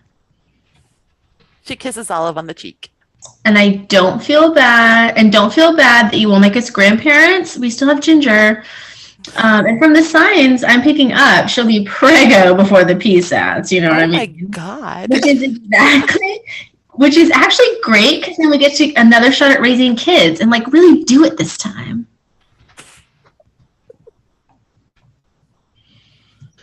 Okay, bye now.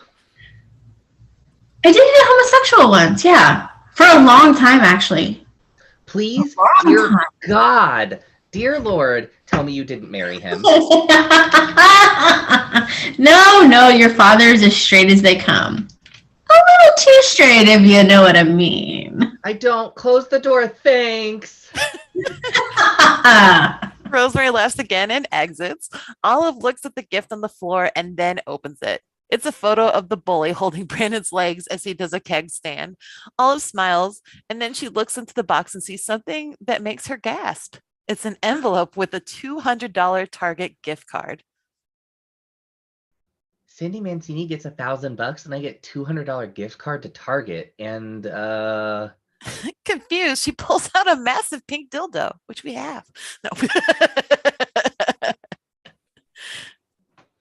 Not down here. I was like, I don't think we do. I don't know where that thing is. I knew. It's fine. Oh no. You're welcome. Anyway. Oh no. Okay, well. Way to pull that out in public. Good job. Proud of you, babe. I'm just kidding Hopefully around. Your parents see this. Anyway, dear Olive, just in case you don't shop at Target, then you can go fuck yourself. Olive breaks out in a riotous laughter. She's genuinely touched by this gift. The phone rings with the theme of the Brady Bunch ringtone. Thinking it's Brandon, Olive snatches it up. Brandon, your package was perfection. So it's true. Ree? Well, it's not Last Night's Conquest. No. Intercut, exterior Main Street shops, continuous day. Rhiannon, clutching an enormous tab, walks with an intensity reserved for girls who just found out their best friend had her sophomore sexual exploit and didn't bother to tell them. I have many questions, obviously.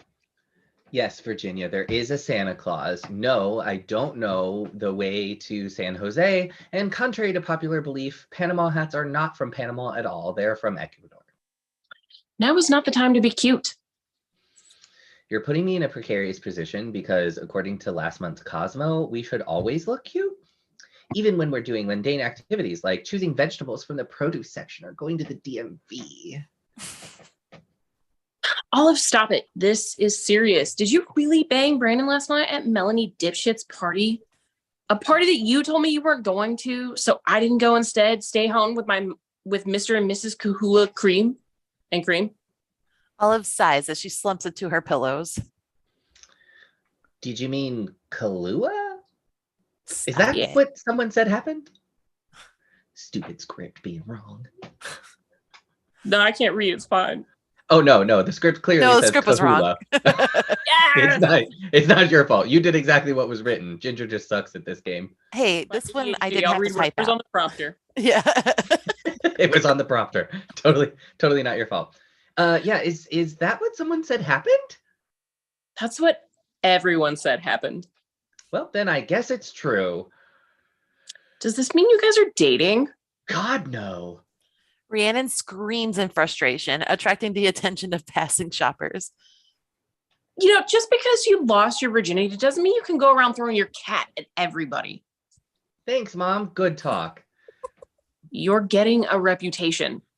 You know, you're really coming off a little pious right now, and you're kind of pissing me off. I'm sorry if I think it's a best friend's duty to let her know that everyone, and I do mean everyone, is calling her a cum dumpster. Okay, do you think I'm a cum dumpster? Look, baby, I call a spade a spade. Olive jumps off her bed. First off, that's racist, or at least very not clever. Second, how dare you? I was Laura Ingalls and your Lady Chatterley, to your Lady Chatterley. And now, all of a sudden, you need to warn me that I'm making a fool of myself. Need I remind you that the Beyond in Bed Bath & Beyond does not stand for sucking a guy off in front of every single person on their way to buy linens. So why don't you jump off your high horse, splash around in the gutter where you belong? You know, I didn't want to believe it, but I guess it's true. You are a fucktard. And you're a jealous virgin who can't drive. Oh, yeah, I totally want to lose my virginity to one of your dumb brother's dumb friends and then be the first for a ferry while everyone listens outside. What is wrong with you? Does sex mean anything to you? Yes, it's a period of time, however short, that I don't have to talk to you. She slams the phone shut and sees there's the song from Peaches, and she goes into her closet and starts wildly pulling down clothes. She throws them into a big pile in the middle of her floor. Interior Olive's bedroom, present day. So Rhiannon Abernathy only wishes that somebody wanted to pretend to sleep with her. Only wishes. Interior Olive's bedroom, continuous. Olive, visibly upset, is cutting something meticulously out of red fabric. In fact, she has yards and yards of red fabric draped across her lap. When she finishes the shape, she tosses it behind her and begins another one. Interior Olive's bedroom, later. Quick cuts as Olive sews these red scraps into her clothes. When she finishes one piece, as before, she tosses it behind her and grabs another from the crumbled wardrobe of her floor. In the middle of this, the door opens and it's Dill. Is everything okay up here? It sounds like you're having sex, which I know can't be true due to you having a homosexual boyfriend. He's not my boyfriend! Hey, God's children, no judgment.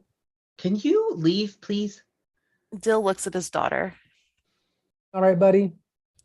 Olive looks up at her dad. It's a real moment. He really cares, and she knows it. She takes a beat and then nods. Yeah. Give him hell. She smiles and he exits.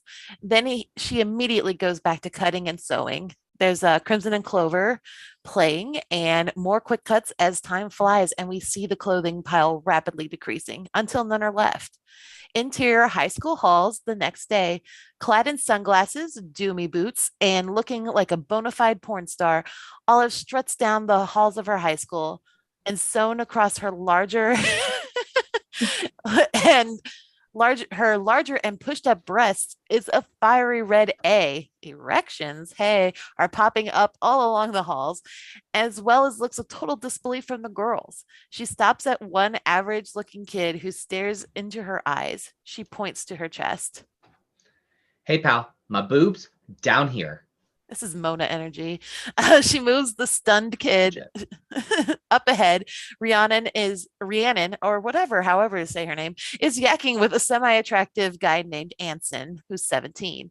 She catches, there's something in the way, sight of Olive and her jaw drops. Olive sidles up to Anson, much to Rhiannon's chagrin. Thank you. Hey, Anson. Hi. I just realized the funniest thing. My name is an anagram for I love. What's an anagram? Look it up, big boy. She turns and licks her lips at Rhiannon. Rhiannon gives her the dirtiest of looks. What's your problem? You want to know what my problem is? No, it was a rhetorical question. I don't want to know anything from you. She turns on her heels and stomps off. We are so not friends anymore. We are officially over. As she Good, walks I'll away. put it on Twitter. I want my juicy sweatshirt back. It was too loose around your chest anyway. Ooh, burn. Burn, David. All right, everybody. We've officially hit intermission. I hope that you have been laughing as hard as I have, which I hope that I at least a little bit masked. But very grateful for all of these people. Ginger, can you throw up your paper with the donation thing again while we're on? Well, just a little bit before we enter into our little intermission. Yeah. This is how you can donate to our lovely player, Asia. She had a really awful thing happen to her car. And since she needs it to cart her family around, as we all need to be ambulatory, she is asking for donations to this Cash App, as you can see it. And that will be, like I said, that's our cause for tonight. That is who we're supporting tonight. So we're going to be, let's see, we usually do 10 minutes, right, gang? Yeah, that's probably good. About 10? All right. So we'll get back around like 8:51, 52, 8:55 at the latest. Sounds good. Is that cool with everyone? All right. I'm going to mute so that nobody hears us yelling at the dogs. Yeah, I have to pee super bad, so I'll be back. So if everybody wants to mute and then Ginger be the last person to talk, leave your camera on and just kind of have that visible. That'll be the easiest thing. She's probably already peeing. That's fine. I mean, I'm still here. Do you need me to do something? Yeah, just turn on your screen. Turn on my screen. Well, I correct. can't like tape it, right? You don't have to tape it. You can tilt your computer down to face it somewhere like on your desk. Oh, okay. Let's see. Like, And I'll spotlight you so it stays on you for the single view. I don't know how to make it not. Oh, Yeah, it's. so lift your computer screen a little bit. Oh, hold on. Eek, eek. Go up a little. Because I don't want to. It's gonna fall. Okay. Put it on top of your keyboard. Yeah. Oh, There okay. you go. There we go. Ta-da! Look Move at your us. pills so people don't think you're a junkie. And I just spotlight. have a lot of. You. I made it. Yay. Listen, we're just Perfect. all mentally ill. It's fine. So proud of you. Good All job, right. babe. I'm going to pop out for a few minutes.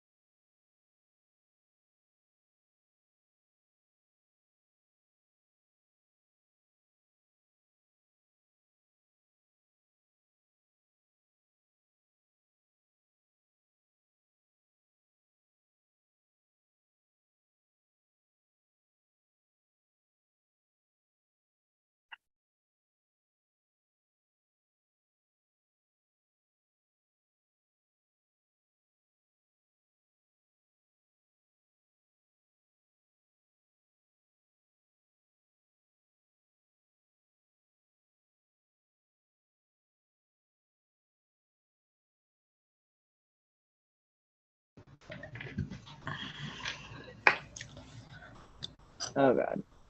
Hey everyone. We're trying to find Aaron's phone right now, and then we'll be back and ready for business. You got it? Oh, okay.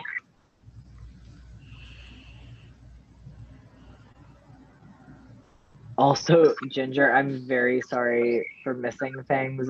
I like got real it doing that. I don't know how you and Mona did it, where like having everything up on the TV, but then also on your computer, because I've been like trying to look at everything at once.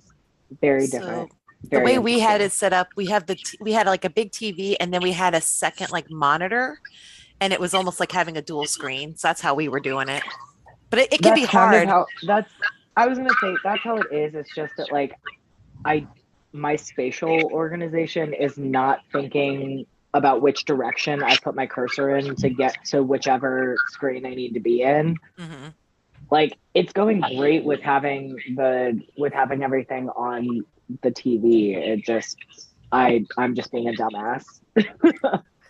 No, it's however you can figure it out to do. Like I think it got a little clunky for us, and then we started to separate. We just, like Drew's down in their office, I'm in my office, so eventually we kind of separated. I'm a little bit afraid because I know like Aaron would probably use my non-work laptop and Mhm. it would be logged into almost the same Zoom account, so I don't know what would happen. Yeah, it gets funky sometimes. Ooh, look at you!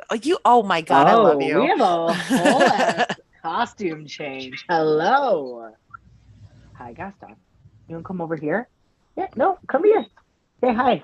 Hey, baby. For the second He half of said the movie, nope. she's more of a whore. So I had to do up my hair and wear something lower cut. Yeah, we can- Feeling more authentic now? you. Yeah, it's method acting. It's what it is.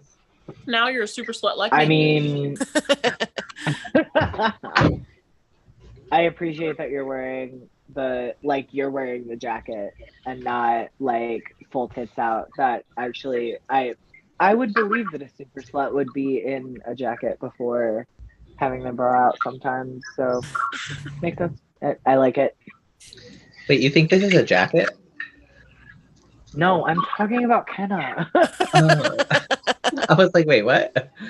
This I'm is saying for sure a it's drag great. costume that I haven't worn in How big forever.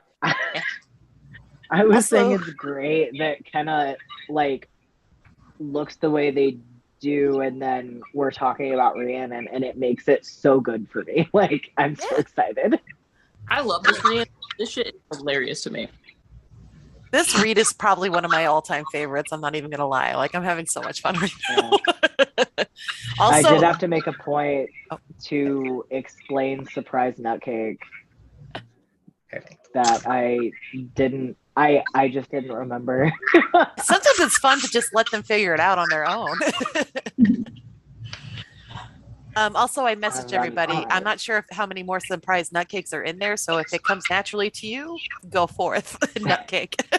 Listen, And- you can't just tell people that. That's Yeah, true. you Don't definitely can't. overdo it We saw now. how- But What was it? Was it the Adams Family that we like way overdid it? yeah, there was one Murdered time it. where we overused it, and then we had to establish the one nutcake rule. One What nut was a the night. first surprise nutcake? What was the first one? It's not fried green tomatoes. It's the other one. It was the Magnolias. That one. Steel Yeah. Magnolia. Who loves my nut cake? My surprise nut cake. Yeah. Yeah. You know, as soon as you said the other one, I immediately knew that you were talking about Steel Magnolia. Exactly. It's not that one, it's the other one. Yeah. Yeah. Also, this now has alcohol in it, so if I was flubbing up before, I'm probably gonna do it more now. So, yay, second half. Love that journey for Yeah, us. definitely some Listen, I got you. Yeah, this one I didn't I've- type out, so this one is strictly a copy and paste. Also, I'm saying it so everyone can hear it. Erin volunteered to help you with scripts and like getting them close to the movie and like going through them and all of that stuff. Oh, because I'm obsessed with this movie, and I was like, oh, well, this is definitely the first draft of the script because So, fun fact: not a most lot of the this script happened in the reads, movie. most of of the them- script reads are like the actual like scripts, like and Are what the super movie different. ends up being are super different. I kinda like because that, they adapt actually. the scripts. I kind of Yeah. like.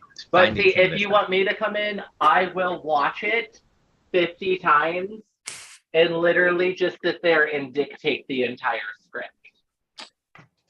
I mean, that could be helpful for when we do like the shows, because a lot of those I was gonna don't say, have scripts. What Which, did we do I was that gonna one say, for where we sat and typed it all out, Ginger? Was it the there women? were a couple. There was the women, but there was. I remember there was one where I was like typing in. Yeah, because I needed help getting it scenery finished. stuff. Real Housewives?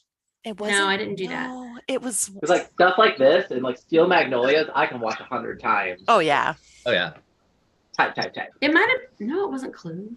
Was it? It was Empire Records. I needed help with that because I didn't know that movie that well. Oh yeah, and I watched that movie like a the million day of times. Rex Manning. You That was my forget very that? first one. Strangely, Yeah, that was Kenna. So you really can't go with Ginger That's on when I that. love Like, can't blame Ginger. I can blame Ginger for whatever I want to blame. Well, we had already done Empire Records. So I wasn't going to do it correct, again. Sean. Yeah. We did Clue twice. That's true. Also, can we like just give like a little bit of credit for the fact that I did this in approximately 48 seconds? It does look a million times better. Yes, yeah, you did that. Congratulations. You did that. I just legitimately thought that you had two different red wigs and No, it's the like same wig. switched it. That's what I thought. No. That's the She power can't Mona. be ready in time for her number. I There's call Mona the also MacGyver drag. no hairspray holding this together, so by the end of it, it might not look good anymore. There's not an ounce of hairspray in it because it's brand new. She I literally fails to cut be the ready lace for a off, like, number, seconds but she before can we throw started. this together in 40 seconds for Oh, a Zoom absolutely. call. Which is awesome. That lace doesn't look like lace from my angle, and this camera being small. Just so freely just held it up there. I was like, what the F is that? I really thought that. It was the lace of my wig. It wasn't like that when you did it the first time. I She was said. like this, yeah. It did kind of look like a condom. I'm sorry. No, it looks to me like when you get a real bad sunburn and you like peel off. Oh. Oh, like dead skin. It looked like skin. Dang. The sexiest All right, thing I've ever we're put edging in on camera. the 15 minutes for Yes. intermission. Would we like to get back to things? Let's dive in. Let me make Yeah. sure that I'm on the right spot. All right. If you are here watching with us, welcome back. We are going to, I'm going to have Ginger put our donation thing back for a second. In case you were taking your intermission with us, we are collecting donations to repair Asia's vehicle after she was hit by a drunk driver. Thankfully, her and her family are okay, but they would very much appreciate, and they very much need a way to get around. And so this is where we are taking donations for tonight. If you have any questions, you can definitely message any of the cast. I know Ginger has a lot of the information, as well as Asia, and if anyone else does, then you can probably we can either give you information or direct you to someone who has that information. So yeah, we do this because we have fun and we get to help out causes that we really believe in, and Asia's been so integral to the players, so we are really excited to be helping her out. So that said, I'm going to go ahead and let it go to our absolutely wonderful narrator, Miss Ginger Fahrenheit. I'll go with you. Hashtag she tries. All right, everybody. She does Here we great. go. All right. Interior cafeteria, lunch line later. Olive makes her way through the lunch line as guys ogle her. Marianne, who's also there, watches her in repugnance. Olive eats some surprise nut cake. Oh, hey, I wrote one off her tray. Super sexually. Exterior football field. You've never day. said anything more sexily in your life, babe. I know. Olive emerges from the girls' locker room building, dressed for gym. She's sexed up by her outfit by rolling up the sleeves and shorts. Woodchuck Todd jogs Joke's over on you, and I don't runs have into shorts place. or sleeves. Oh, Olive, you left your glass slipper at the party the other night. Yeah, and I got pumpkin all over my dress too. Say lovey. Lovey. Nice. Sucked because we could have revisited the closet. Oh my God, that was at Melanie Bostic house. She throws a lot of parties. Yeah, her parents are of the we'd rather you and your underage friends drink, just do drugs, and have unprotected sex here opinion. How irresponsibly progressive of them. I can't believe you actually remember that. Jogging away with a huge grin on his face, Well, who doesn't remember their almost first kissed? Olive stands there smitten. Just then, a terrified fat kid named Evan nervously approaches. Hey, Olive. Evan, what's rockin'? Can I talk to you for a second? He gestures for her to jog up the stairs with him, as the other kids are doing, so she does so. Don't get mad, but Brandon told me what you did for him. Well, rest assured, it was equally as thrilling for me. No, he told me the truth. She is pissed and silently seethes. And I was just hoping that maybe you could do the same for me. Goodbye, Evan. She runs past him. Wait. She raises her hand as she runs up the bleachers steps. Goodbye, Evan. I can pay you too. She stops and turns back. I'm about 6 seconds from slapping you so hard that your unborn grandchildren will feel it. Can you do it in front of everyone? Fuck off. Olive turns and sprints up the stairs. I don't need your permission, you know. She gives him the death stare. He can't look at her. I mean, at the rate you're going, I'm just saying, I don't think anyone would not believe it. Are you threatening me? You're welcome.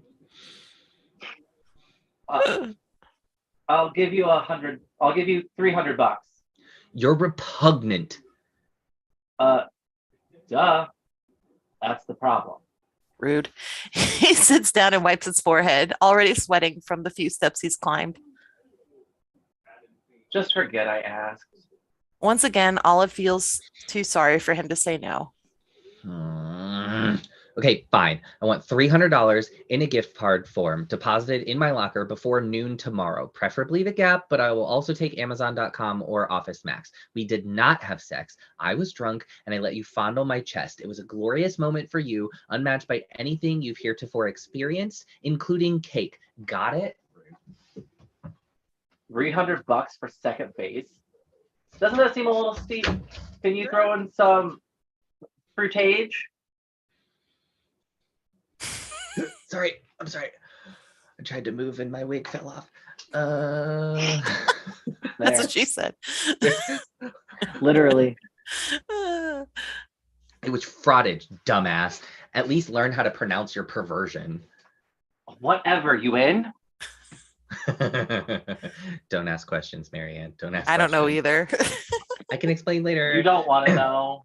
No, It's not I that bad. don't know Just how Google it. many It's really people not that wanna bad. know, honestly. Anyway, fine. But I'd better not hear that little Mr. Happy ever came out of your pants. Get me? Little? Nuh-uh. For 300, it was ungodly huge. You called it Dark Night. Yeah, how about I was just too drunk to remember?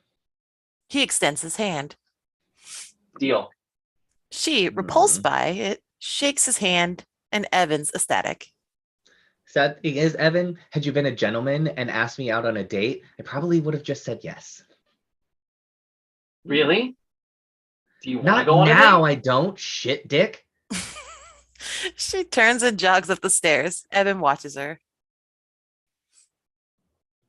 Okay, so Evan, if you're watching this, shame on you. I hope that you never treat another girl the way you treated me, or you die alone, wishing it was because you're fat.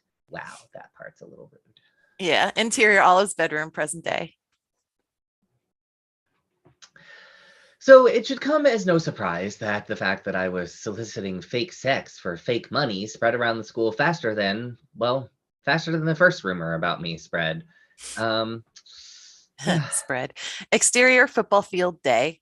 Again, the camera goes into hyperdrive, but even faster than before. As everyone stays in real time, the camera zooms past Evan to a group of boys in the middle of the field. One boy gets out his cell phone and starts texting away. The camera drives into the locker room, out the back, across the parking lot, into the school, down the halls, through the library, up onto the roof, down onto the front steps, and back across the football field to Olive, who has just reached the top of the steps. She turns for her descent to see everyone looking at her. So, whether I liked it or not, I was open for business and I had a lot of customers, none of whom I'd text home about. I know I was a fake prostitute and all, but people suck. Not fake suck, they really suck. Exterior movie theater at night. A nerdy kid with socks up to his knees hands Olive an envelope. She walks to the front of the box office line.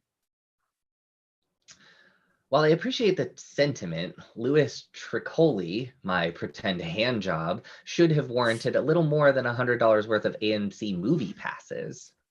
Over the following, Olive orders a ticket to a movie, but the box office attendant points to a sign that says no passes. They have an expiration date and were only able to be used for movies that had been running for 4 weeks. So fine, one for Tyler Perry's Medea Goes Through Menopause. But even that's better than you, Zia. Yeah. Exterior football field day. Olive gets an envelope from a geeky kid with a severe acne. She pulls the coupon out, pissed. Seriously? 10% off Bath and Body Works? A coupon? Is that how good our imaginary tryst was to you? I fake rocked your world. It's all I can afford. How is that my problemo, amigo? So I knew he wasn't Latino, but for some reason, all of these shady backdoor deals had me talking like Carlito. I might be able to offer you the use of my father's Volvo. Beat it, Ese. Interior, Olive's bedroom, present day. Is Chivalry dead? She holds up DVDs of the movies as she speaks. I want John Cusack holding a boombox outside my window. I want to ride off on a lawnmower with Patrick Dempsey. I want Jake from 16 Candles waiting outside the church for me. I want Judd Nelson walking across the school parking lot, thrusting his hand in the air because he knows he got me. Like just once. I want my life to be like a John Hughes movie. Sure, everything starts out a mess, but it always ends up great and hopeful and awesome with this big scene where the main character puts on a huge display of out of characterness in front of the whole world and wins the day. But no, John Hughes didn't direct my life, so I get to save $2.50 on a bottle of Juniper Breeze antibacterial gel. I mean, to be fair, that is one of my favorites. She reaches over and grabs the bottle, squirts some into her hand, and massages them together. So maybe Chivalry isn't dead, but it's in a coma and prognosis not good. So anyway, if you're still with me, then I'm hoping most of you are. I now present you with part 4, how I, Olive Pendergast, went from assumed trollop to an actual homewrecker. Interior classroom, another day. Mr. Griffin is grading papers and Olive pokes her head in. You wanted to see me? Yeah, Olive, come swat a pop. She takes a seat opposite his desk. He points to the little red A on her chest. What are you doing? Oh, accessorizing? Come on, Olive. Don't you think you're maybe reading a little too much into this assignment? Well, I'm really hoping that I get an A. Get it? Do you get it? I got it. I'm hearing things, Olive. The rumors are true. I am, in fact, considering becoming an existentialist. You know what I'm talking about. Geez, when did teachers become privy to the idle adolescent gossip? Since everyone puts up on everything on Facebook for the world to see. What's with this need for your generation to document every single thought that enters your head? They're not all gems, you know. Roman is having an okay day and hopes the ice cream store still has Rocky Road. Who gives a rat's ass? Great social commentary. Really heady stuff. Is this what you called me in for? You practice it to go on to Carson? I guess it wouldn't matter so much if I didn't like you. You're a great girl, and I happen to think that all of this is just an act. I'm just curious why you're doing it. Olive drops her defenses and gets real. Have you ever decided to just play along? Because maybe it's easier than fighting tooth and nail to defend it. I just don't want to see this damage you. You know, I think you should give me extra credit for going the extra mile here. Really just attempting to understand this puritanical ostracism that Hawthorne wrote about. You're one of the few who've actually read the book. If I get one more paper talking about how Hester always took baths and spoke with a terrible British accent. Why don't people just Wikipedia it like I did? You didn't Wikipedia it. I know you read it. Yeah, I did. I'm really sorry I had to send you the principal. If you tell anybody, I'll deny it. But I really wanted to cheer with the rest of the class. You know I won't tell. She gets up to leave and passes a beautiful woman in the doorway. This is Mrs. Griffin, early 30s. Hey, Mrs. Griffin. Hi, how are you? Oh, A for awesome. Olive disappears into the empty halls. I've never seen that girl before in my life. That doesn't surprise me. I'm the guidance counselor. I should know all of the students, especially the ones dressed like whores. He kisses her. It's a real kiss. He starts to grab her butt, but she stops him. Not in school. You know the rule. She's just going through a phase. Hey, do you think you could talk to her? Maybe get her to, I don't know. Sure. Yeah, whatever. Oh, wait, that's not the girl everyone's talking about, is it? Yep. Oh, this will be good. That snooty Jesus freak office aide has been bitching about her intensely. Incessantly. You're good. Yeah. It's all lies. Talk to her. That's all she needs. What are you making for dinner tonight? Is it my turn? Sure is. I'm meeting up with the girls at happy hour. Don't have too much fun. I never do. He kisses her and tries to go for the butt again, but no dice. Interior hallway outside the school gym the next morning. A piece of paper is taped to the double doors. Reversed. Cross your heart club. Interior school gym the next morning. Light streams through the windows. It's very biblical. A group of well-dressed Christian kids sit in a semicircle near the light. Marianne is the leader, Nina by her side. Heavenly Father, watch over us with your all-encompassing love. Keep us on the path towards your righteousness and eternal salvation. They all smile and say amen and open their eyes. Guys, we have a problem. Amen to that. Olive Pendergast. We need to pray for her, but we also need to get her the hell out of here. Amen. Amen. I'm pretty sure by now you've all heard about what happened at Melanie Bostick's party.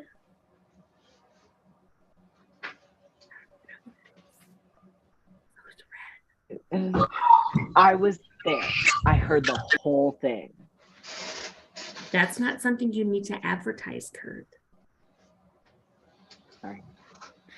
See, herein lies the problem. She's doing these tasteless immoral acts in plain view of the entire student body. She's in direct opposition to everything we're trying to do for this school, which is make it a wholesome learning environment and a place where our children will one day flourish the way that we are. Everyone, amens. She was sent to the principal's office last week.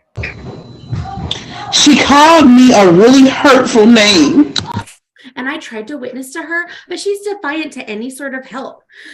I don't know what to do, but something has to be done. Her boyfriend, Micah, 19 years old, takes her hand and holds it. She leans against his shoulder, wiping away tears. Nina begins rubbing her shoulder sympathetically. Does anybody here think they can talk to her in a way that might get her to see what she's doing is wrong? She suddenly burst into sobs. And these aren't crocodile tears. She is flooded with emotion. I'm sorry. This is so stupid. No, it's not, Marianne. It's real. Jesus tells us to love everyone, even the horse animals.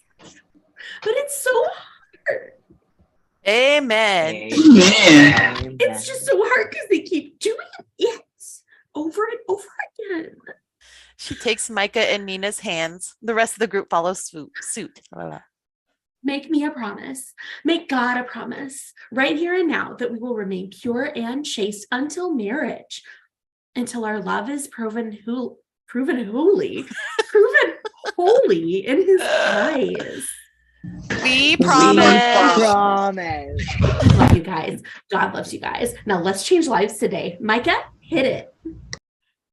Micah picks up a guitar and starts playing a live POD. They break out the song. I feel so I feel I can fly. And I think I can fly. I really tried. I couldn't do it. What a very topical I love this song. so much. That is a moment. I know every word to that. I know, right? Interior front office the next day.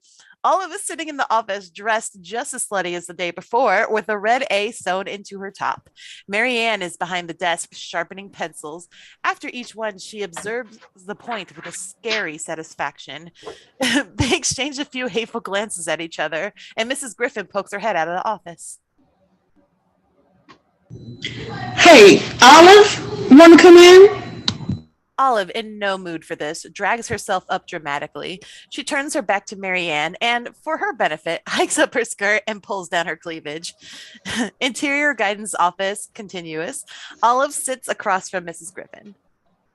The reason I called you down here is just so that we could sort of, chat about what's going on. I love me some chatting. There's been some concern from faculty members. Okay, your husband? Mrs. Griffin shifts uncomfortably in her chair. There's something a little unnerving about this kid's awareness. Olive, you're attempting to make a statement. We get that. I'm just confused as to what exactly it is. Am I in trouble? Because pursuant to student code of conduct, the hem of my dress is not higher than my feet. You're not in trouble. I just wanted to know that if there was something you maybe needed to talk about, that you could trust me. Okay, so if I open up to you, do you promise it stays in confidence? Yes. Okay, I watch American Idol, not even ironically. I mean, it's kind of true. Mrs. Griffin rolls her eyes. I have a reputation to uphold. Don't you, though? Olive assesses this statement from her. We done? If I can think of any angsty things to report to you, you'll be the first to know. It's been so much fun that, I'm actually, at this very moment, I'm considering a meth addiction. Yeah, that's just so that I can come back here and we can jawbone some more. Or you can always get pregnant. No Juno for me, thanks. We did that one too. Mrs. Griffin pulls out a handful of condoms from her purse. Pro-fatastic. Please don't tell anyone I gave you these. The school board is puritanical, oppressive, conservative. Olive sees that Mrs. Griffin is genuinely concerned. I really don't need those. You really do. I don't want this thing you're going through right now to define your life. She puts them in Olive's hand and clenches it closed. Olive looks at them and then back at Mrs. Griffin. Oh, you sound like you actually care. I do, Olive. Do what you gotta do. Let your freak flag fly. Find Find out who you are. Godspeed. Just make sure you have an exit strategy. Shit, she really does care, and she's making sense. Okay, the thing is, Miss Griffin, I really don't need this because Enough. Just take them. Olive's confession thwarted yet again. She slowly puts them in her pocket. are these rigged for my pleasure? Remember, our little secret. Would you send in the next person, please? Interior front office. Mary Ann is talking to Micah, who seems distressed. He rubs his eyes like he's been crying. You're up, Hoss. It's going to be okay. She gives him a reassuring smile, and he walks into her office. Oh my God, let me guess. Meth? Not now, trollop. Don't you think it's kind of strange that your boyfriend's almost 20 years old and still in high school? Not that it's any of your business, but he is here by choice. Oh, it's his choice that he's a third-year senior who can't pass any test he takes? No, it's his choice. Capital H, his. If God wanted him to graduate, God would have given him the right answers. You have got to be shitting me. God's plan is for Micah to be a youth minister. To that end, it behooves him to observe those who are going to need his help when they're finally ready to accept Jesus Christ as their Lord and personal Savior. So why was he blubbering like a baby? Oh, is he struggling with his sexuality? No, you insensitive rhymes with witch. His parents are going through. She begins sobbing uncontrollably. Olive, not sure what to do, goes around the counter and hugs her tentatively, and Marianne just cries on her shoulder. There. Sometimes our boyfriend's parents get divorced. It's just so important, you know, it's not your fault. She looks around as if to say, why the hell am I doing this? They go to our church. Imagine what they say. Olive did not expect this embrace to last this long. Okay, so how long do hugs usually last? Because I kind of gotta go. Are you gonna be okay? Mrs. Griffin is going to fix everything. She's amazing. I know she's going to help Micah through this time, and everything's going to be okay. That's the spirit. Yay! Everything's gonna be fine. Marianne pulls away and wipes tears from her eyes. Why are you being so nice to me? Isn't that what we're supposed to do? Those are your boss's rules, right? I did it. I got through to you. This triggers even more wails from Marianne, who grabs Olive and squeezes her tightly. I'm sorry. Okay, I'm sorry for everything I said. I want to be friends. Please be my friend. Olive is really confused by this display. She's about to say something snide, but thinks better of it. Absolutely. Marianne pulls away and manages to smile at her warmly. And for a day, we were actually really good friends, but I just went with it. And I was really starting to think that things were going to turn around. Interior high school halls in the daytime. Marianne, angry as hell, stomps through the hall with hatred burning in her eyes and coursing through her veins. But then I unwittingly gave her boyfriend a venereal disease. Just a note, this is going to be real confusing for like probably about 15 minutes, but then you'll figure it out. It'll be fine. Marianne stops in front of Olive and slaps her so hard that people in the hallways stop dead in their tracks. Interior guidance office day. Olive bursts into Mrs. Griffin's office. Tear streaked. Mrs. Griffin is packing her things into a cardboard box. It's as if her world has just collapsed. And caused the breakup of Mr. and Mrs. Griffin. What? What do you want? Olive starts to say something, but Mrs. Griffin can't even look at her. Just go. Oh, that's where I knew I had put a note in. It's confusing, but it'll be figured out. She throws a photo of her and Mr. Griffin into the box. Exterior high school day. The Cross Your Heart Club is assembled outside the school, waving signs on wooden stakes. Expel Olive. Exodus 2014. Schools are for learning, not for whoring. Olive Pendergast is a whore. There's also a guy holding a Quiznos sign, spinning it like those guys on the corner. What's most shocking, however, is that Ree is among the throng, as riled up as any. So I guess I shouldn't be too shocked that all of these people wanted my diseased, home-wrecking ass out of there. You know, the funny thing is, the whole time this shit was going down, people calling me something I knew I wasn't true, my best friend included, I couldn't help but thinking how I could have come up with better signs. No one even bothered to use alliteration or, God forbid, some irony, like not even a single acronym. And that seems a lot more unforgivable than my sins. Although you do gotta love the Quiznos guy. That is one thing that trumps religion, capitalism. Olive descends into the lion's den and grabs Ree. Why are you doing this? I'm trying to make this school a better place. Can't we just start a petition to get the drama kids to sell Mike and Ike's instead of M&Ms? Oh. You're going down, Olive Pendergast. Why are you being so mean to me? You're supposed to be my best friend. I was, but you dumped me. Dumped you? We're not dating. And don't you know what Exodus 2014 means? Poking her hard in the chest. No, you don't know what Exodus 2014 means. Ooh, Slambuca, serve cold. Piss off, Quiznos dude. If this is because I'm more popular than you, then I really think... Abed. Oh, let's not mistake popularity for infamy. The protesters begin shouting at Olive. She turns and heads off and bumps smack dab into Woodchuck Todd.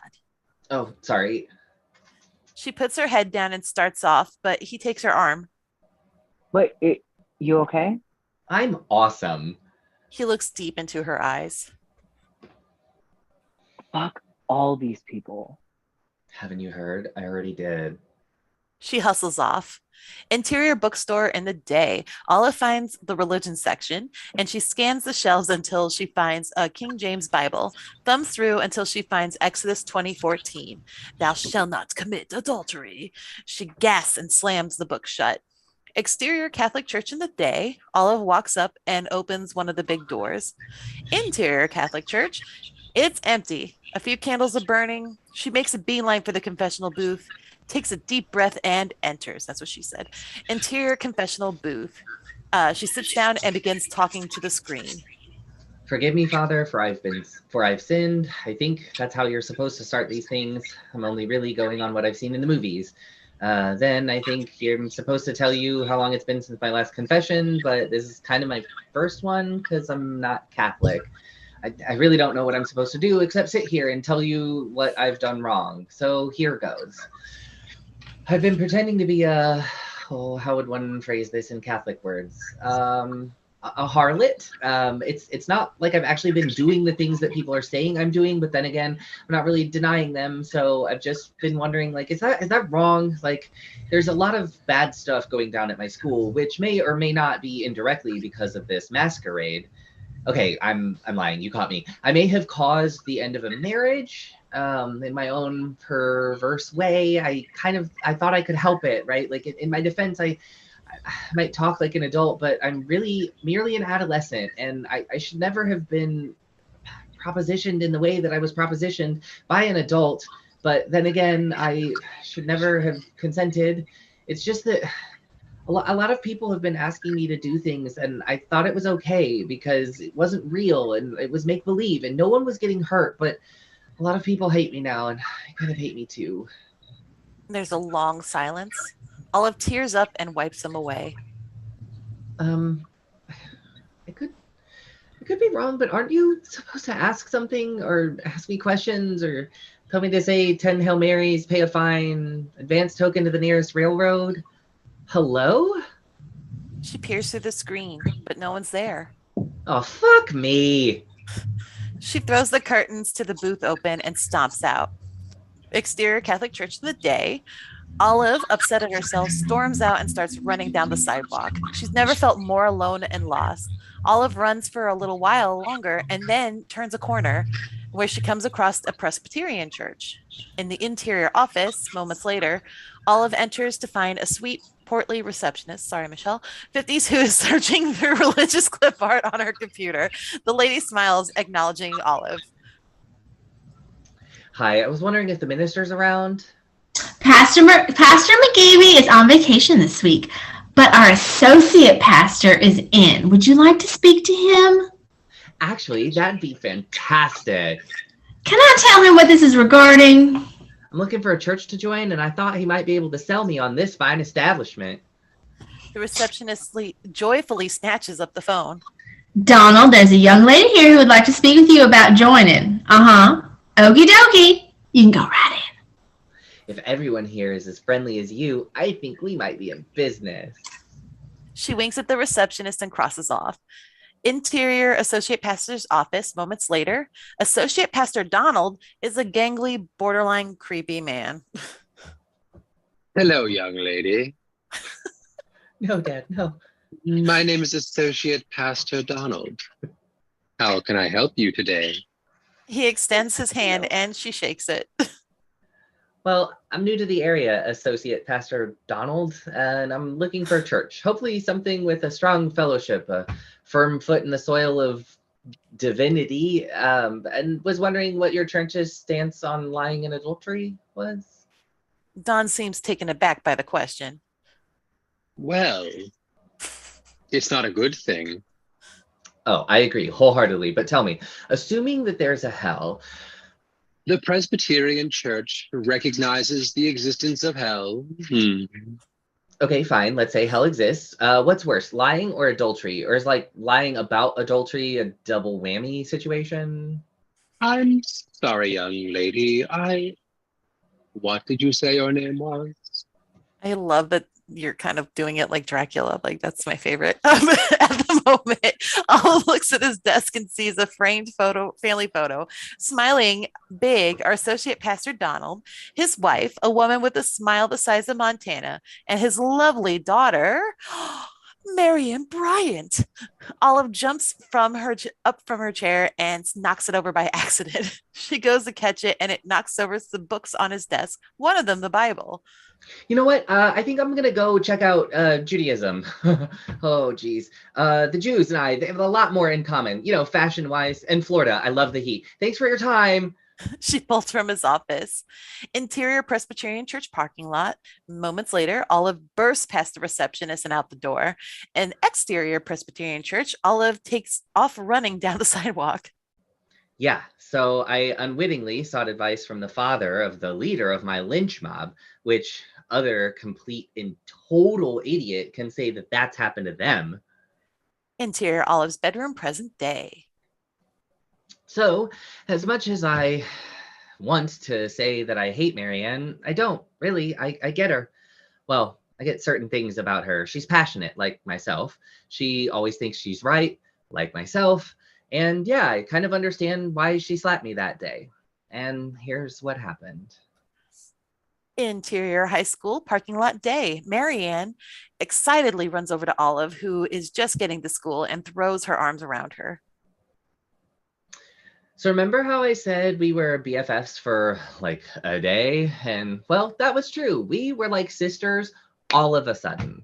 Marianne can't seem to break the embrace, and Olive just goes with it. Rhiannon watches this and couldn't be more pissed. Interior classroom in the day. Olive sits in class and Marianne texts her. So she texted me in first period. Olive reads it. Hey, girly, hang after school today? XOXOX. Marianne looks back at Olive and gives her the thumbs up. Across the room, Ree sees his exchange and sneers. Interior chemistry lab later. Marianne is working along with her partner, Evan. So by second period, we apparently had private jokes. Marianne turns to Olive behind them and makes a gagging signal behind his back and laughs. Olive, unaware of how to respond, matches her laugh and gives her another thumbs up. Interior home ec classroom later. The students are all making a 5-layer parfait. Marianne ruses in rushes. Yeah. Tear streak. She runs over to Olive and again throws her arms around her. And tragedy struck third period. You were in the hospital. I think so much. The nurse didn't know it was wrong. Olive just holds her new friend as she had the day before. He'll be okay. There. There. Really? Olive guides Marianne's head back to her shoulder. She tastes some parfait with her free hand. Interior hospital room day. Marianne's boyfriend, Micah, writhes in pain on a hospital bed, clutching his crotch. His worried mother is beside him. It hurts so bad, Mommy.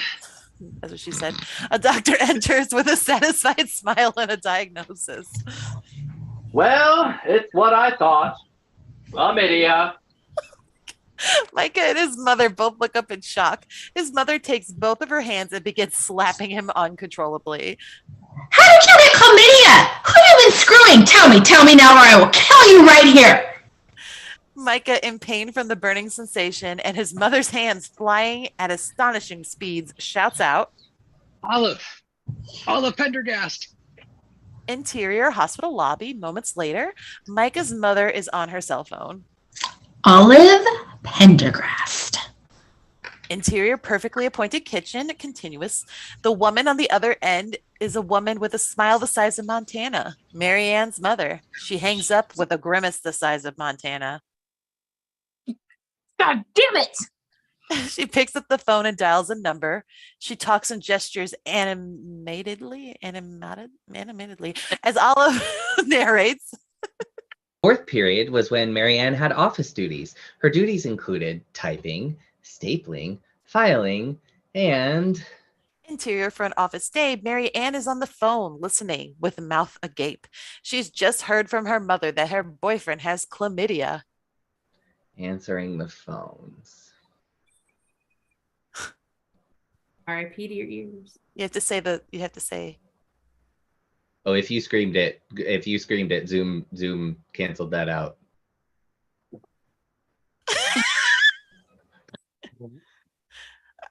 I'm good with it. I screamed it so loudly. I think that's the problem. That's what she said. Birds fly off the windowsill. Mrs. Griffin comes out of her office, a panicked expression on her face. Interior kitchen. Olive Pendergast. She hears static on the phone. Interior front office, continuous. Marianne jams the phone in the cradle. Are you okay, hon? Like a teapot about to start expelling steam, Marianne quivers in rage. Finally, at a boiling point, she shouts, "That!" But her long stride of profanities is muffled by the long ringing of the school bell. The bell ends. Fuck it down! She turns and tears out of the office. Interior high school hallway in the day. As we saw before, Marianne stomps through the hall with hatred burning in her eyes and coursing through her veins. Okay, I exaggerated. We were BFFs for like half a day. Marianne stops in front of Olive and slaps her so hard that people in the hallway stop dead in their tracks. Motherfucker! Ree, who was loading books into her locker, sees this and happily slams her locker shut, breezing past her. My sentiments exactly. On Olive. Exterior parking lot day, Mike is on his cell phone smoking a cigarette. He checks every few seconds to see if his mother is on her way out. I don't know. I panicked. I said I got it from Olive Pendergast. I know, but what was I supposed to say? And then my mom called her mom.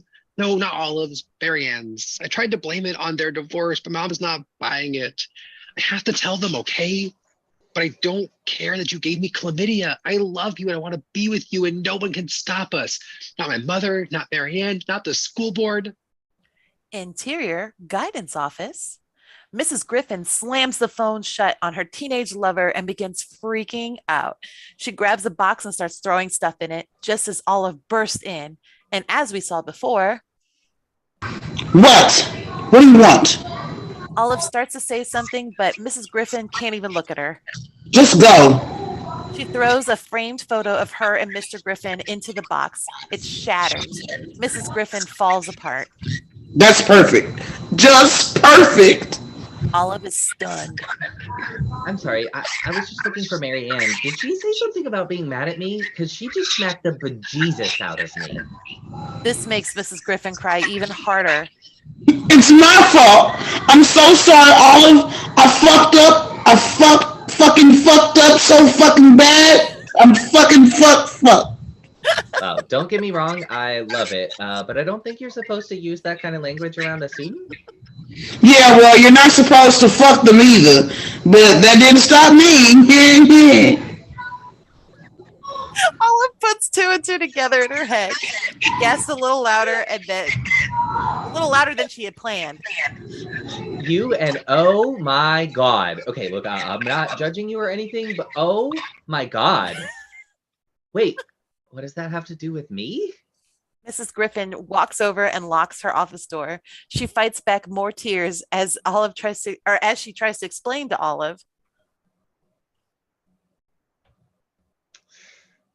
So my guidance counselor, who only had days before had armed me with a latex bulletproof vest, told me that she had chlamydia and that she'd been screwing around with her office aide's boyfriend under the guise of divorce counseling. She confided in me that she and her husband, my favorite teacher, were having marital problems and that they hadn't slept together in months. She assured me that she'd never meant for anything to happen with Micah, but he was of legal age, so they didn't technically legally do anything wrong. And after that, Mike found out about aforementioned chlamydia. He panicked and used me as a scapegoat to save her job and her marriage. So she promised me that she would make sure that everyone knew the truth and apologize, but in way saltier language.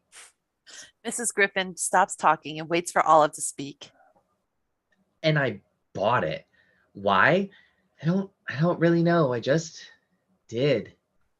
Olive gives her a reassuring smile and offers up a solution. I mean, I could have chlamydia and I could easily have given it to Micah. Who knows? Oftentimes women don't have symptoms and the whole world knows I've been whoring around. And No, you haven't. Olive looks at her, puzzled by her knowledge. Because a real whore can't admit it to herself, let alone others. Trust me. She begins to weep. Olive puts her hand on her shoulder. This becoming a trend. Call Micah. Tell him I said he's an ass and he owes me so big for this. And also the time that I pretended not to see him during third grade game of hide and seek.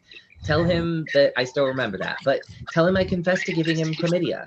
Mrs. Griffin grabs Olive and cries on her. I'm not my place to say this, but I figured after the conversation we just had, I can speak candidly, but your husband is one USDA grade A great dude. If I were you, I'd go home and seduce him and just pretend this never happened.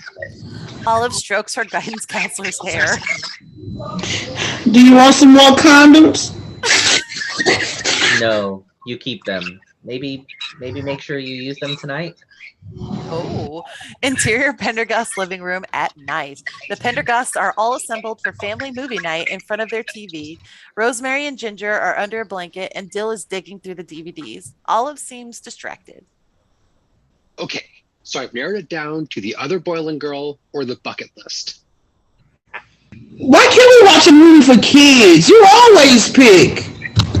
That's because it's up to the family member of the week to pick the movie. But he is family member of the week every week. There's a reason for that. Oh, I think you're muted, babe.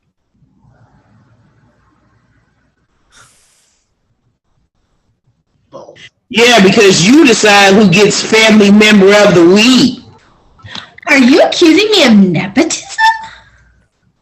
The bucket list it is.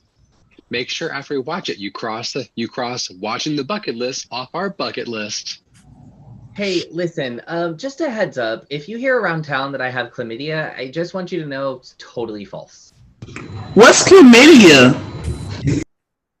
Olive, do we need to have the talk with you again? Don't freak out. It's just a thing going around. Yeah, if you're a sex worker in Sarajevo. Oh, you're muted again. What's a Sarajevo? I'm just doing a little anthropological social experiment. Nothing you're saying is making me feel better.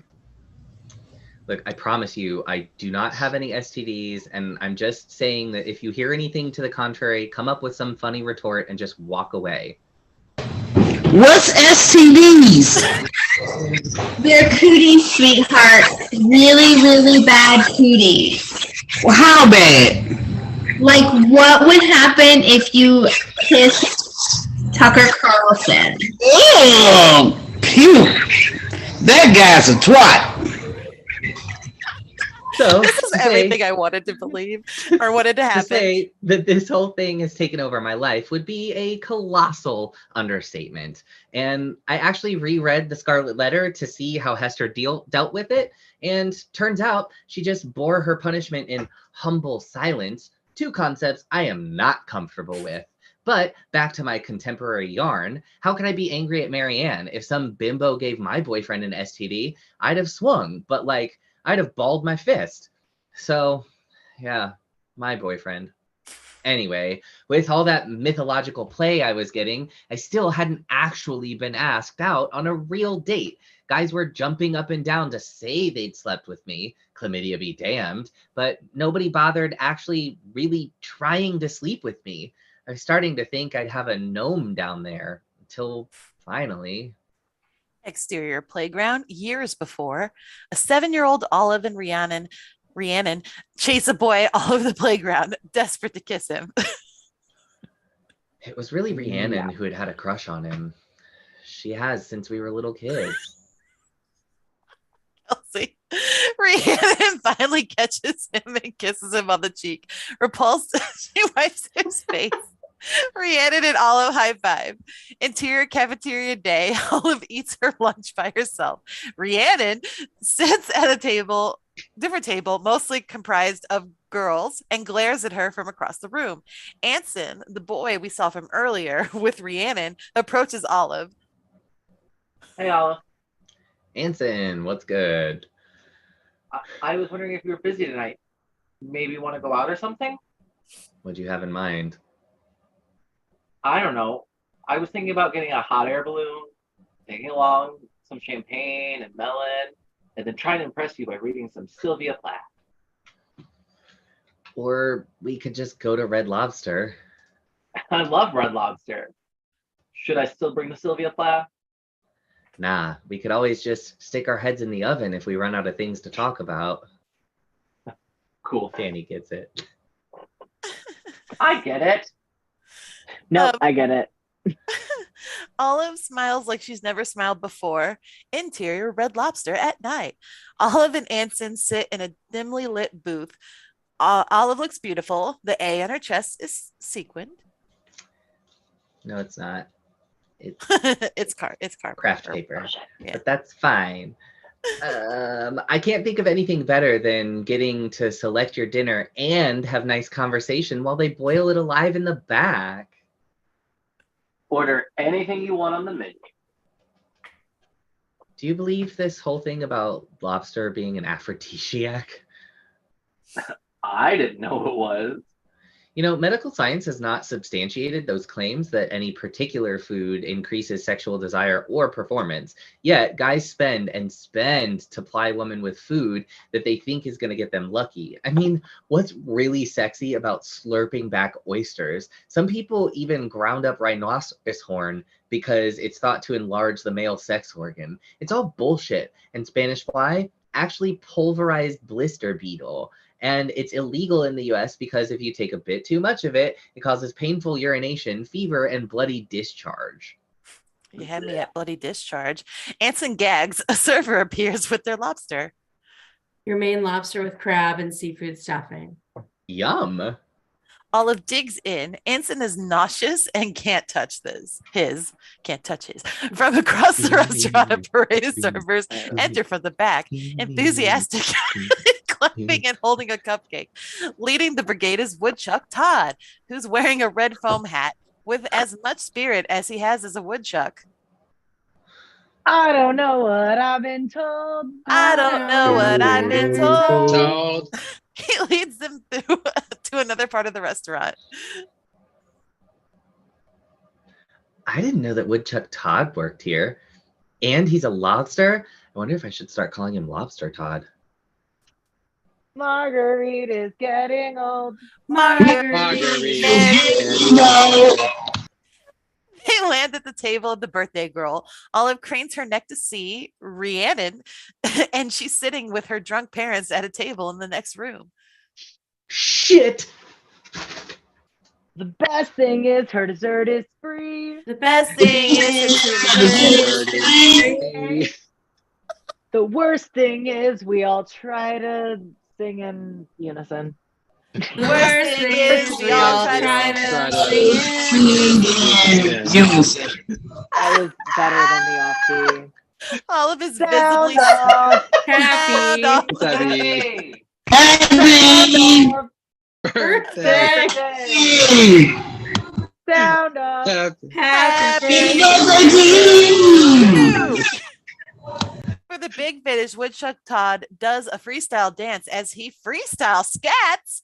Please don't poop Happy, everywhere. happy birthday, happy birthday, happy birthday, happy birthday, happy birthday, happy birthday, happy birthday to you. Everyone claps unenthusiastically. Although it's great. Fuck off. What's wrong? Well, at least my boyfriend Rhiannon's loves over me. there. So, So she's been in love with you since first grade. so, So she's my best friend. and I thought you two weren't speaking. Well, we're not, but it doesn't mean she's not my best friend or that I should be out with you. Then why are you? I don't know. You asked me out. Exactly. I have no interest in her. I mean, we're friends. Okay, she But- can't see us. Anson moves to block Ree's view of Olive. Do you want me to get the check? Would you mind? Could we get our check? Is everything okay? Yeah, I remembered I'm allergic to shellfish. I always forget that my respiratory system will collapse and I'll die. My bad. Sorry. Olive digs into her purse and pulls out a gift certificate. I have a gift certificate. Here, just take that. Oh, she hands it to the waitress who leaves. But I asked you out. And I ruined it, so let me bear the financial brunt. I am so sorry to do this. She really likes you, though. But Maria and I just don't have that much in common. And you and I do? Yeah. Like what? I hate Mary and Bryant too. Yeah, well, if that's our magical connection, I should date the entire school. Haven't you? Olive suddenly becomes self-conscious and a little bit pissed. Yeah, about that. The server reappears with a check.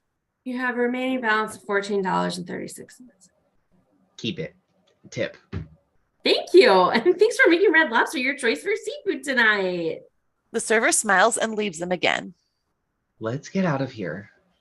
They duck out of the booth, trying to keep their heads down, but Olive can't resist the urge to look back up and see if Rhiannon sees them. Sure, Rhiannon.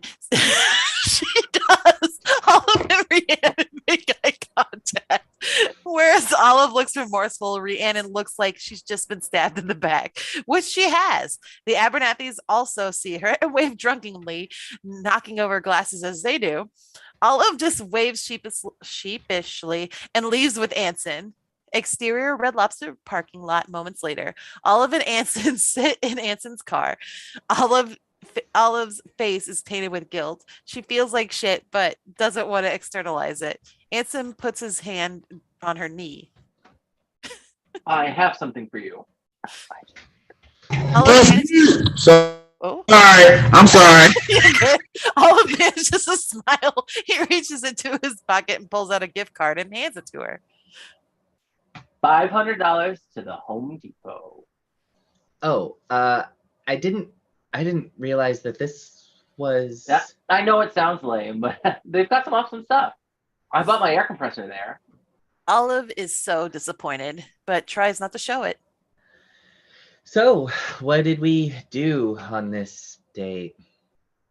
Whatever $500 gets me. He leans over and kisses her, and she pushes him off. Whoa, wait, that's not how this works. I don't actually. But he's kissing her again, a little too forcibly, and she pushes him off again. Okay, you don't get it. I'm not technically having sex with people for money. You know that, right? Because even if I was, we're in a parking lot of a Red Lobster. We can go wherever you want, but I think it'd be kind of hot here. He takes off his shirt. Yeah, I gotta go. It's been sad. She gets out of the car and he rolls the window down. What are you doing? I paid you. Olive throws the gift card in the window. At the window? No, you didn't. Come on, dude. I'm popping some serious wood over here. Olive just shakes her head Proud of and you. walks off. Tears form in her eyes. She starts to run through the parking lot. Anson peels out and drives off in the background. Olive has never felt more depressed. She's now truly a prostitute. At full speed, she tries to rip her A off her chest, but it's sewed on too tightly. Just then, Woodchuck Todd appears outside out of nowhere, coming back out the back exit of Red Lobster. La, la, la. Hey, Olive. Olive stops in her tracks. Todd, Olive wipes the tears away. I've got something in my eye. It's like a twig or a branch or a contact. I didn't know you were contacts. I don't. That's why I'm tearing up. So what are you doing here? Oh, I'm just hanging out in the parking lot. I do that sometimes, not necessarily just here. The one outside of Applebee's is pretty fun too. Do you want to ride somewhere? No, I'm fine. Your friend Reason's side. It's her mom's birthday. Tears begin to reappear in Olive's eyes. She's not my friend anymore. Hey, let me drive you home. Todd puts his arm around her and leads her to his car. Exterior of Woodchuck Todd's car at night. Natasha Bedingfield's Pocket Full of Sunshine plays on the radio. Olive is trying to pull herself together, but she can't stop crying as Todd drives her home. Do you want to talk about it? What's to say? I'm a horrible person. Everyone thinks I'm a whore, and for the first time, I'm actually kind of starting to believe it. Huh? What? No, don't act like you don't know what people are saying about me. I know what people are saying. It doesn't mean I believe them. Why not? Contrary to my primitial gyrations on the gym floor, I am not an idiot, despite how grossly I've mispronounced all those words. I know exactly what's going on, and I know exactly what you're doing. Who told you? No one had to tell me. All I know is once upon a time, there was a scared little kid at a party who really wasn't ready for his first kiss. And there was this amazing little girl who lied for him. She smiles through her tears. I still can't believe you remember I did that. I also remember that after I ran you out, you pulled Brandon in. Yeah, I do know about that, by the way. Look how he turned out. You know, sometimes I pretend you were my real first kiss. Yeah? Who was? Rhiannon, you know that. She must have told you. You guys are thick as car thieves. What? Yeah? About a year later, it's fucked. That bitch! She knew how I felt about you. Wait, how do you feel about me? She did it first, and here I am feeling so bad. That bitch! Wait, how do you feel about me? Felt. I said felt. Oh, okay. He stops the car. They're at her house. How do you know where I live? We used to carpool. Yeah, in second grade. Are you like some savant for people's addresses? Just people I think are cool. Oh, you think I'm cool? I do. And I think you're pretty. And I think you're smart. And did you form this opinion prior to my little transformation? Way prior. Wow. Yeah. Why didn't that rumor spread? I like to keep my business to myself.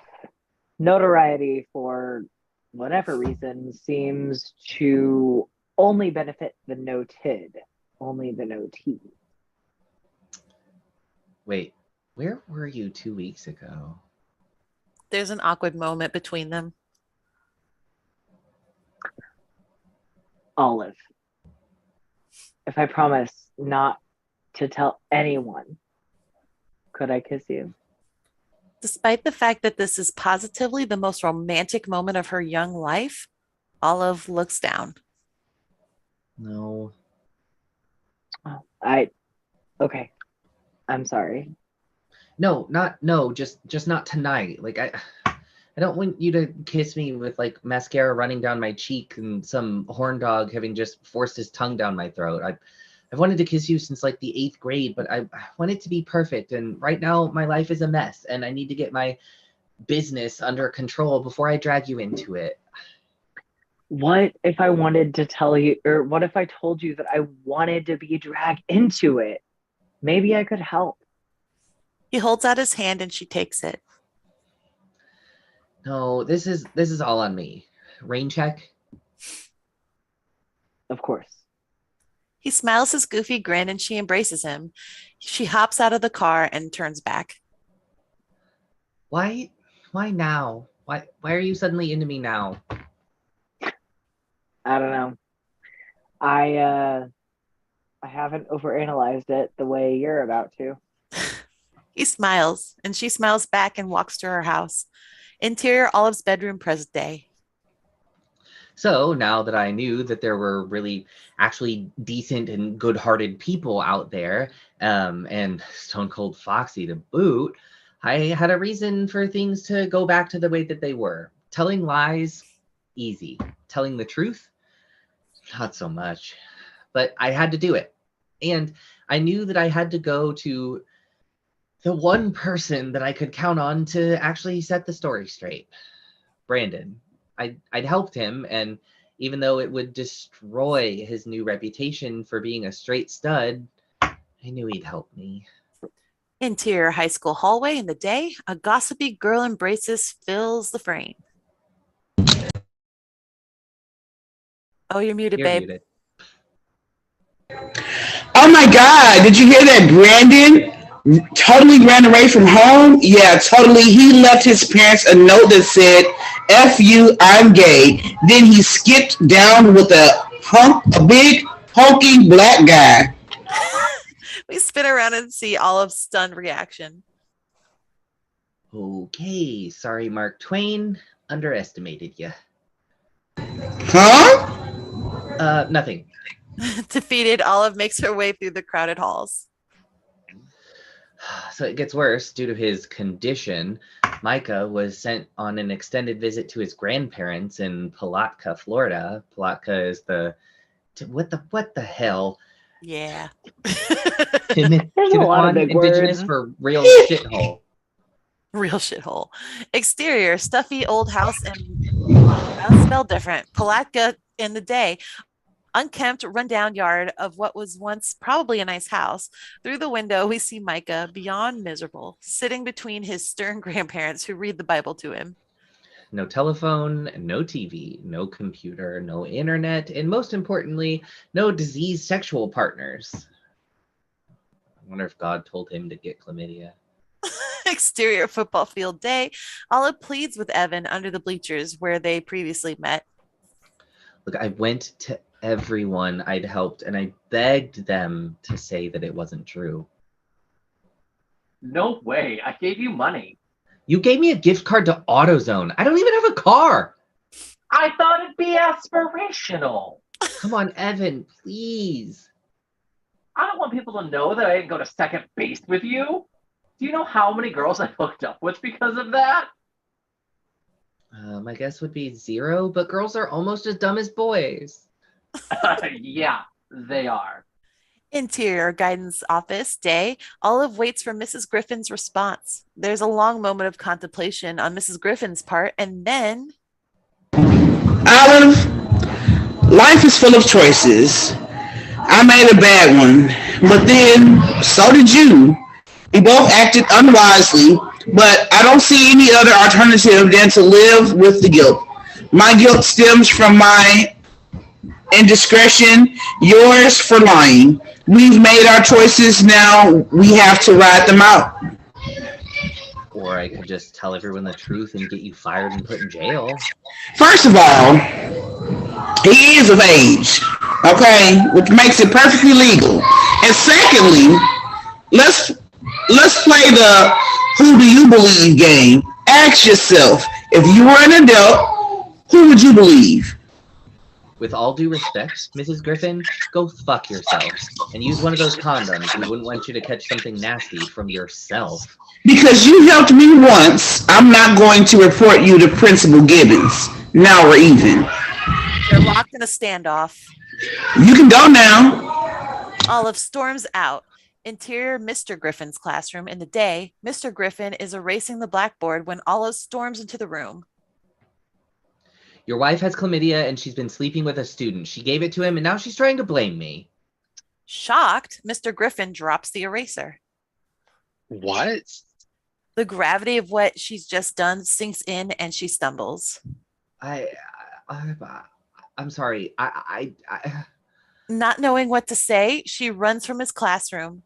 Interior Olive's bedroom, present day, Olive is mirthless as she proceeds with her story. So looking back, that's the thing I regret the most.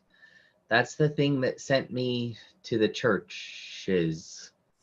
And that's the thing that made me realize how profoundly I screwed up. And that's something I'll have to live with for the rest of my life. With my words, even though they were true, I ended up ending a marriage. No kid should have to burden with that. Although I don't really classify myself as a kid anymore after all this. God, adulthood is overrated. Why are we in such a fucking hurry? Interior Mr. Griffin's classroom in the day, Olive sits and plays Jenga with Mr. Griffin at his desk. Both are looking beaten down and very depressed, and their minds are on everything but the game. It's not your fault. Olive gets a tear in her eyes. She puts a block on the top and it all topples. Huh. There's some imagery for you. Mr. Griffin rakes the blocks into his own cardboard box, full of his things. She starts to well with tears. I'm so sorry. No, it's not your fault. You wanted to right the wrongs, even if they weren't your wrongs to right. He grasps her shoulders and looks into her eyes. I expect great things out of you. Remember what Douglas MacArthur said when we're with a problem? Mountain, get out of my way. Montel Williams also said that. He smiles and walks out, leaving Olive alone in the classroom. Interior Olive's bedroom, present day. So, Mr. Griffin, if you ever see this, just know I was wrong to tell you that in that way. I mean, at all, really. I shouldn't have done it. And I don't feel bad for lying for your wife, but I hate myself for telling you the truth. You were right. It wasn't my wrong. I'm so sorry. She holds up some papers. This time it's written in red, shiny, bedazzled letters like her A. So, part 5. Not with a whimper, but with a bang. She These pushes are a black button. letters on a blue page, and they're not sparkly. It be what it be, bitch. Can't work under these conditions. We on a budget. She pushes the button and Bad Day by Daniel Powder plays. Like we don't have 8 million pounds of red glitter in this house. So I told you that I watched American Idol, but so do you, because if you didn't, you wouldn't get the reference. So suck it. because of the song. Exterior high school day. As we saw before, the Cross Your Heart Club is assembled outside of the school, waving signs on wooden stakes, and Olive steps out of the school to see the demonstration. Her jaw drops. Things have gotten way out of hand. Exterior mountaintop at night.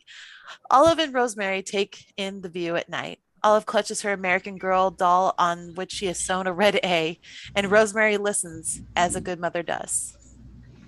So now everyone who knows the truth is either gone or won't fess up. The Cross Your Legs Club is demanding my head. And the messed up thing is that I wouldn't put it past Gibbons to expel me. I had a similar situation when I was your age.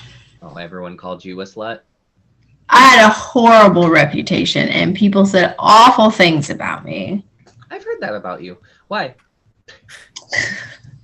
Because I was a slut, a big old slut, a big old 5. I slept with a whole bunch of people, a slew, a heap, a peck, mostly boys. Mom! It was a different time. Ew, boys? Sorry, I got around. Before I met Dad, I had incredibly low self-worth, and I spread my legs for anyone. Facts. Do me a favor. Could you stuff this down my throat so I asphyxiate to death?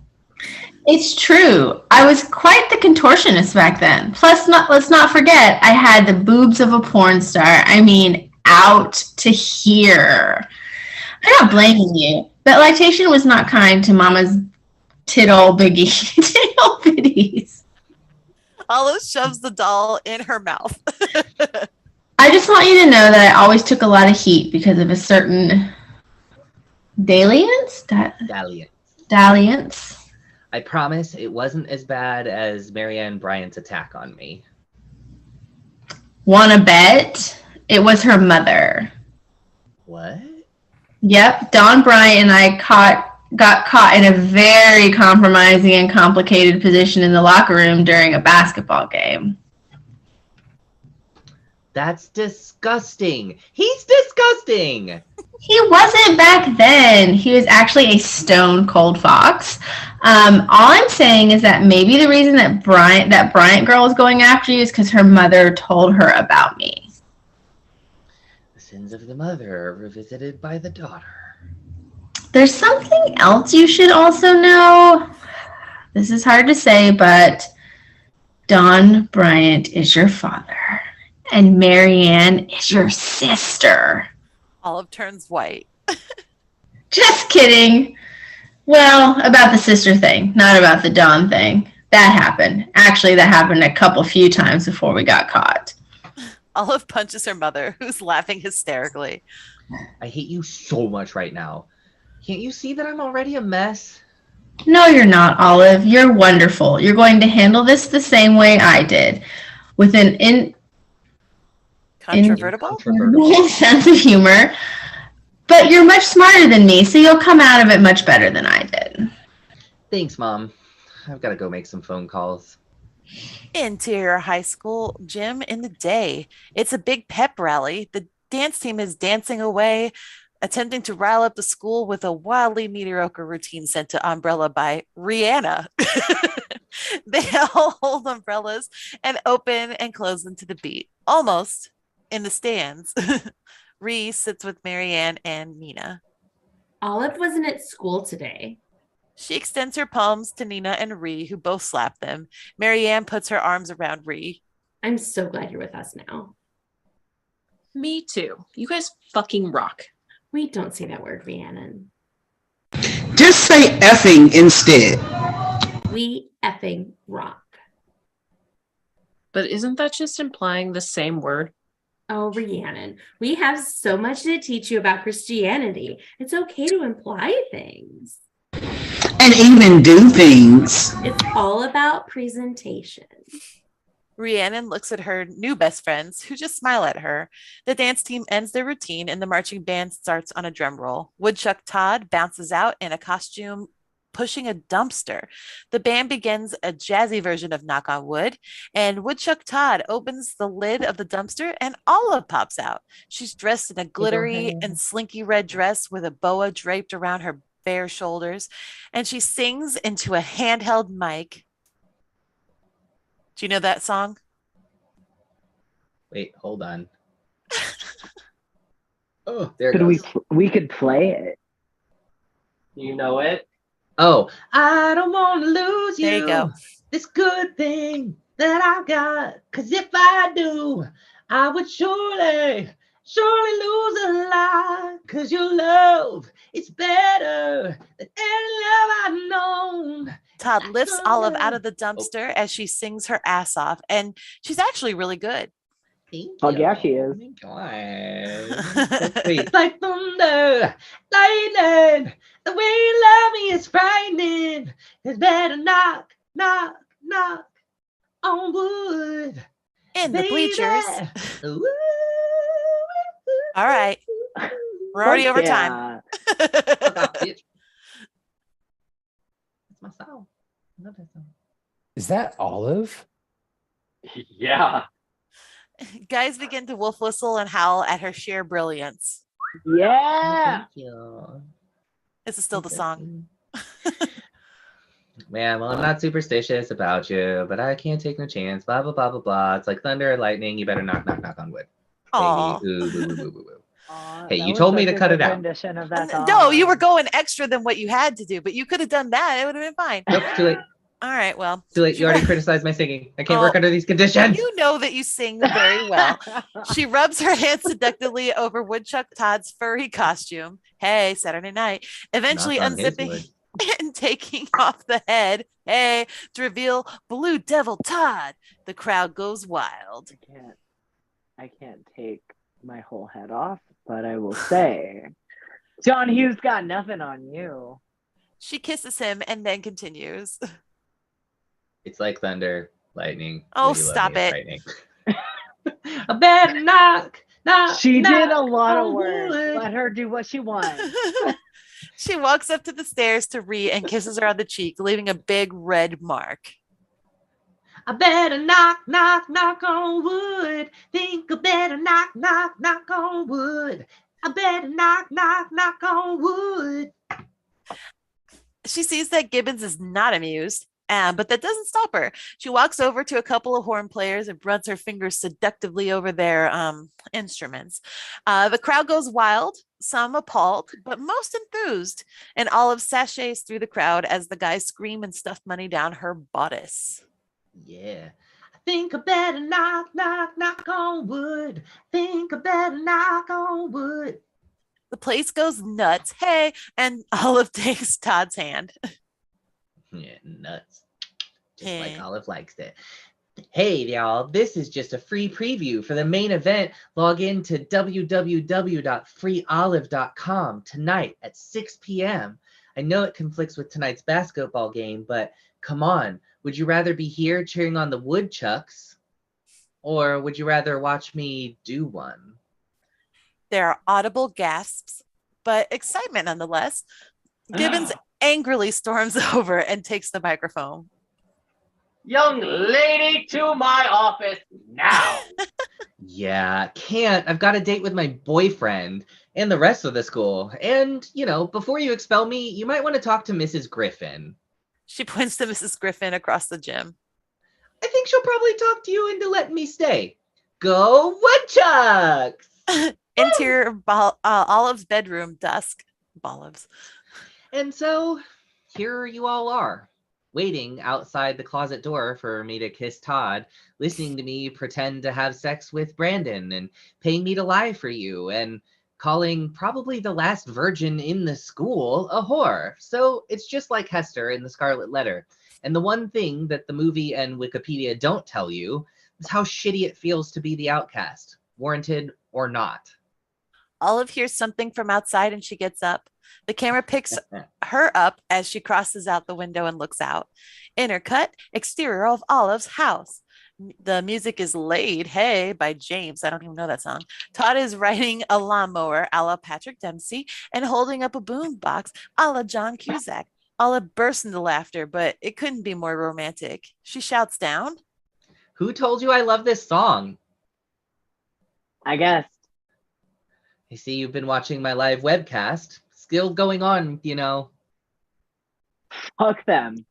They've had enough of you. Well, figuratively speaking, of course. I borrowed my neighbor's mower. I came right over. That rhymed. Spent a minute on it.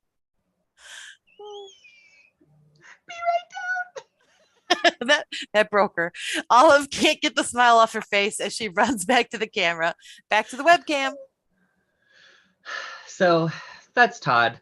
Not that I owe any of you any more confessions, but I'm really in love with him, and I'm going to lose my virginity to him. I'm not sure when. Could happen 5 minutes from now, or tonight, or 6 months from now, or maybe on our wedding night. But really, the amazing thing about all of it is that it's nobody's goddamn business. Like, totally. The screen goes dark. Back to our camera. The roof is empty. Or the room is empty. Olive is gone after a beat out the window. We see Olive running across the grass. She jumps on Todd and tackles him off the mower, kissing him the whole way in broad daylight for the world to see. Fade out over credits. Into your gym at night. The basketball game is going on to an almost empty gymnasium. Maybe 10 kids in the stands, one of whom is staring intently at his laptop. And it's Olive's webcam page, and she's not in the room. What happened?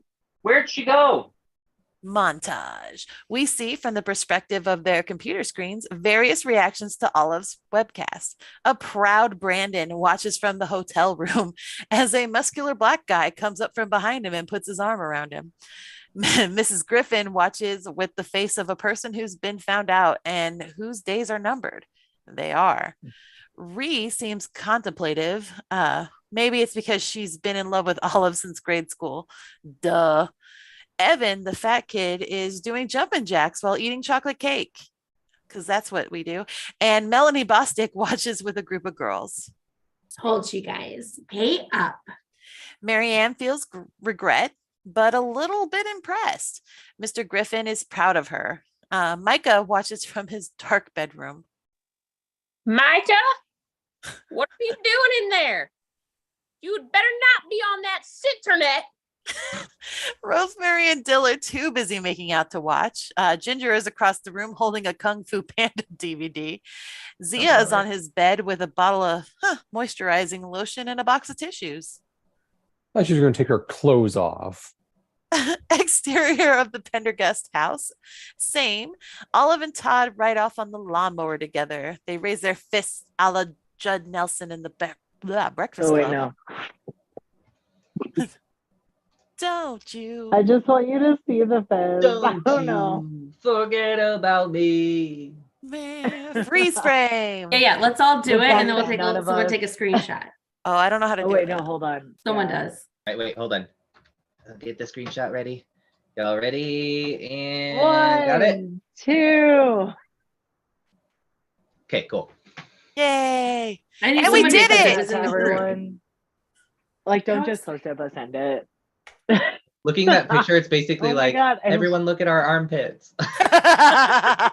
All right, so definitely Wait. wanted to toss that up one more time. If you have the ability to donate to Asia, we would really appreciate it. That Cash App is, or hashtag $FFAJAMBROWN0403 or $FFAsiaMBrown0403. We would absolutely appreciate anything that you all are able to donate to her to help her get her vehicle back up and running after a drunk driver very carelessly did over $6,000 worth of damage in it. And while we know we're probably not going to raise $6,000 tonight unless one of you is going to sleep with me, and, you know, I'll let it happen.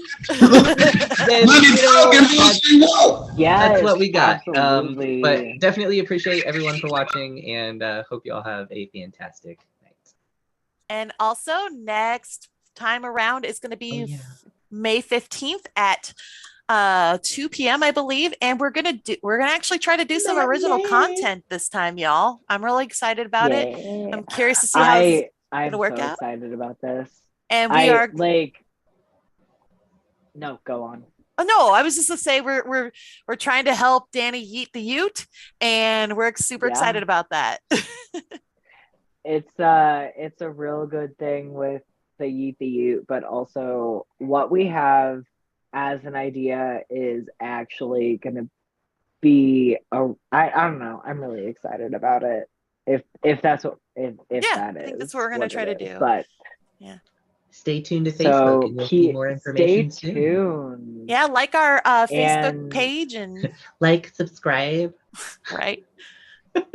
Like, subscribe, and just like And do like our share. Facebook page. But yes. Yeah. Wait, For Ginger, sure. can you put it closer Sorry. to the yeah. No, I just know I wouldn't be able to see it, so I was just making sure. But yes. So absolutely. And I'm gonna be editing my Facebook post that I already did to make sure that I include that. So yeah. Well, we were so excited to be able to share this with you. I know I'm being very selfish just saying it was my favorite movie, but this is the movie I watch when I'm sad. So I have never seen the movie. You This haven't is seen the movie? I have never seen not I mean You maybe gotta go watch it. You did it perfectly. maybe not. There wasn't a single mistake. Hey, this was awesome. Like this is great. Now I really want to watch the movie and see how much better we did than they did, because I know that we did better than they did. Oh, for sure. Fuck a lot more. But For sure. I'm way Yeah, the prettier language than is the definitely up a notch from the real one. Yeah. And I'm gonna give a solid, very quick curtain call, which is everyone can laugh at me about it, but I'm gonna go with the order that it is in my Zoom, so nobody feels So we had our lovely narrator Ginger. She just kept us knowing what was happening all night. That was fucking amazing. We also had Miss Kelsey Haber, and I said that right correctly this time. She got to be every snarky everything. We have our lovely mom, Michelle Nguyen, and she gave us everything we would ever want.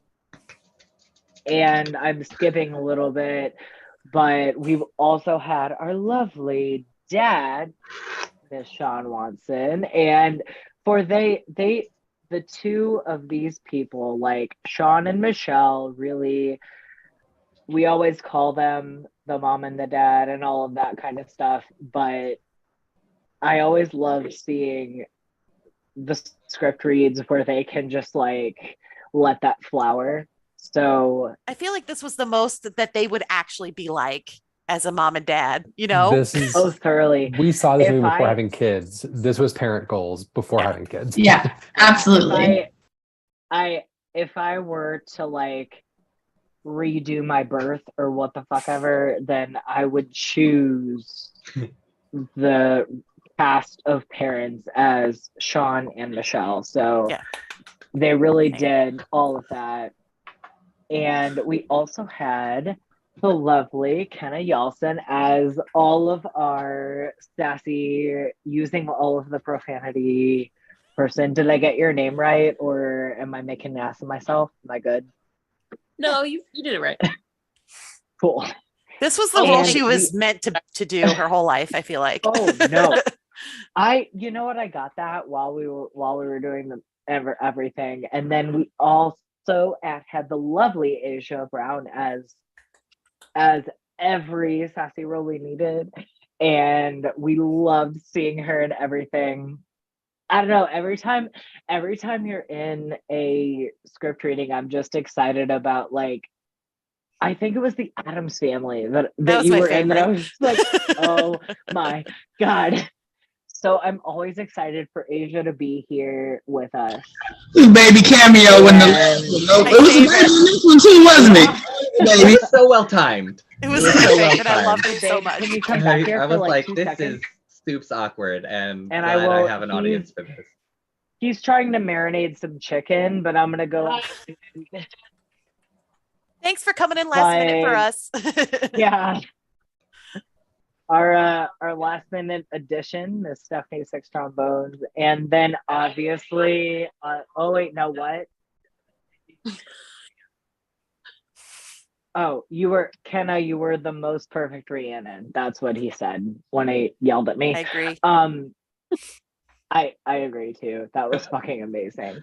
And then finally, our title role and the one in the most vibrant hair and the most beautiful bra. And honestly, I mean, I don't want to say the most beautiful boobs, but like I haven't seen all of your boobs, so I like don't want to, overdo it. But I can speak for Ginger's, and they're definitely better than hers. Facts. Damn. I mean, they're better than mine, but mine don't exist. Them some titties. They're really nice. I mean, honestly, if you need to like borrow them, you can have one for a little Fun bit. fact, those got sent They're to their literally the previous size of my address, so they had to go pick them up at their previous address. Correct. They did get yes. shipped to the wrong place. And I had to go awkwardly take a box that was clearly a box of boobs because it was not discreetly shipped.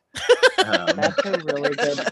I had to go ring the doorbell of the current person living at that house to get those. Excuse me, I'm just here to pick these boobs. Right, can I have some titties, please? Thank you.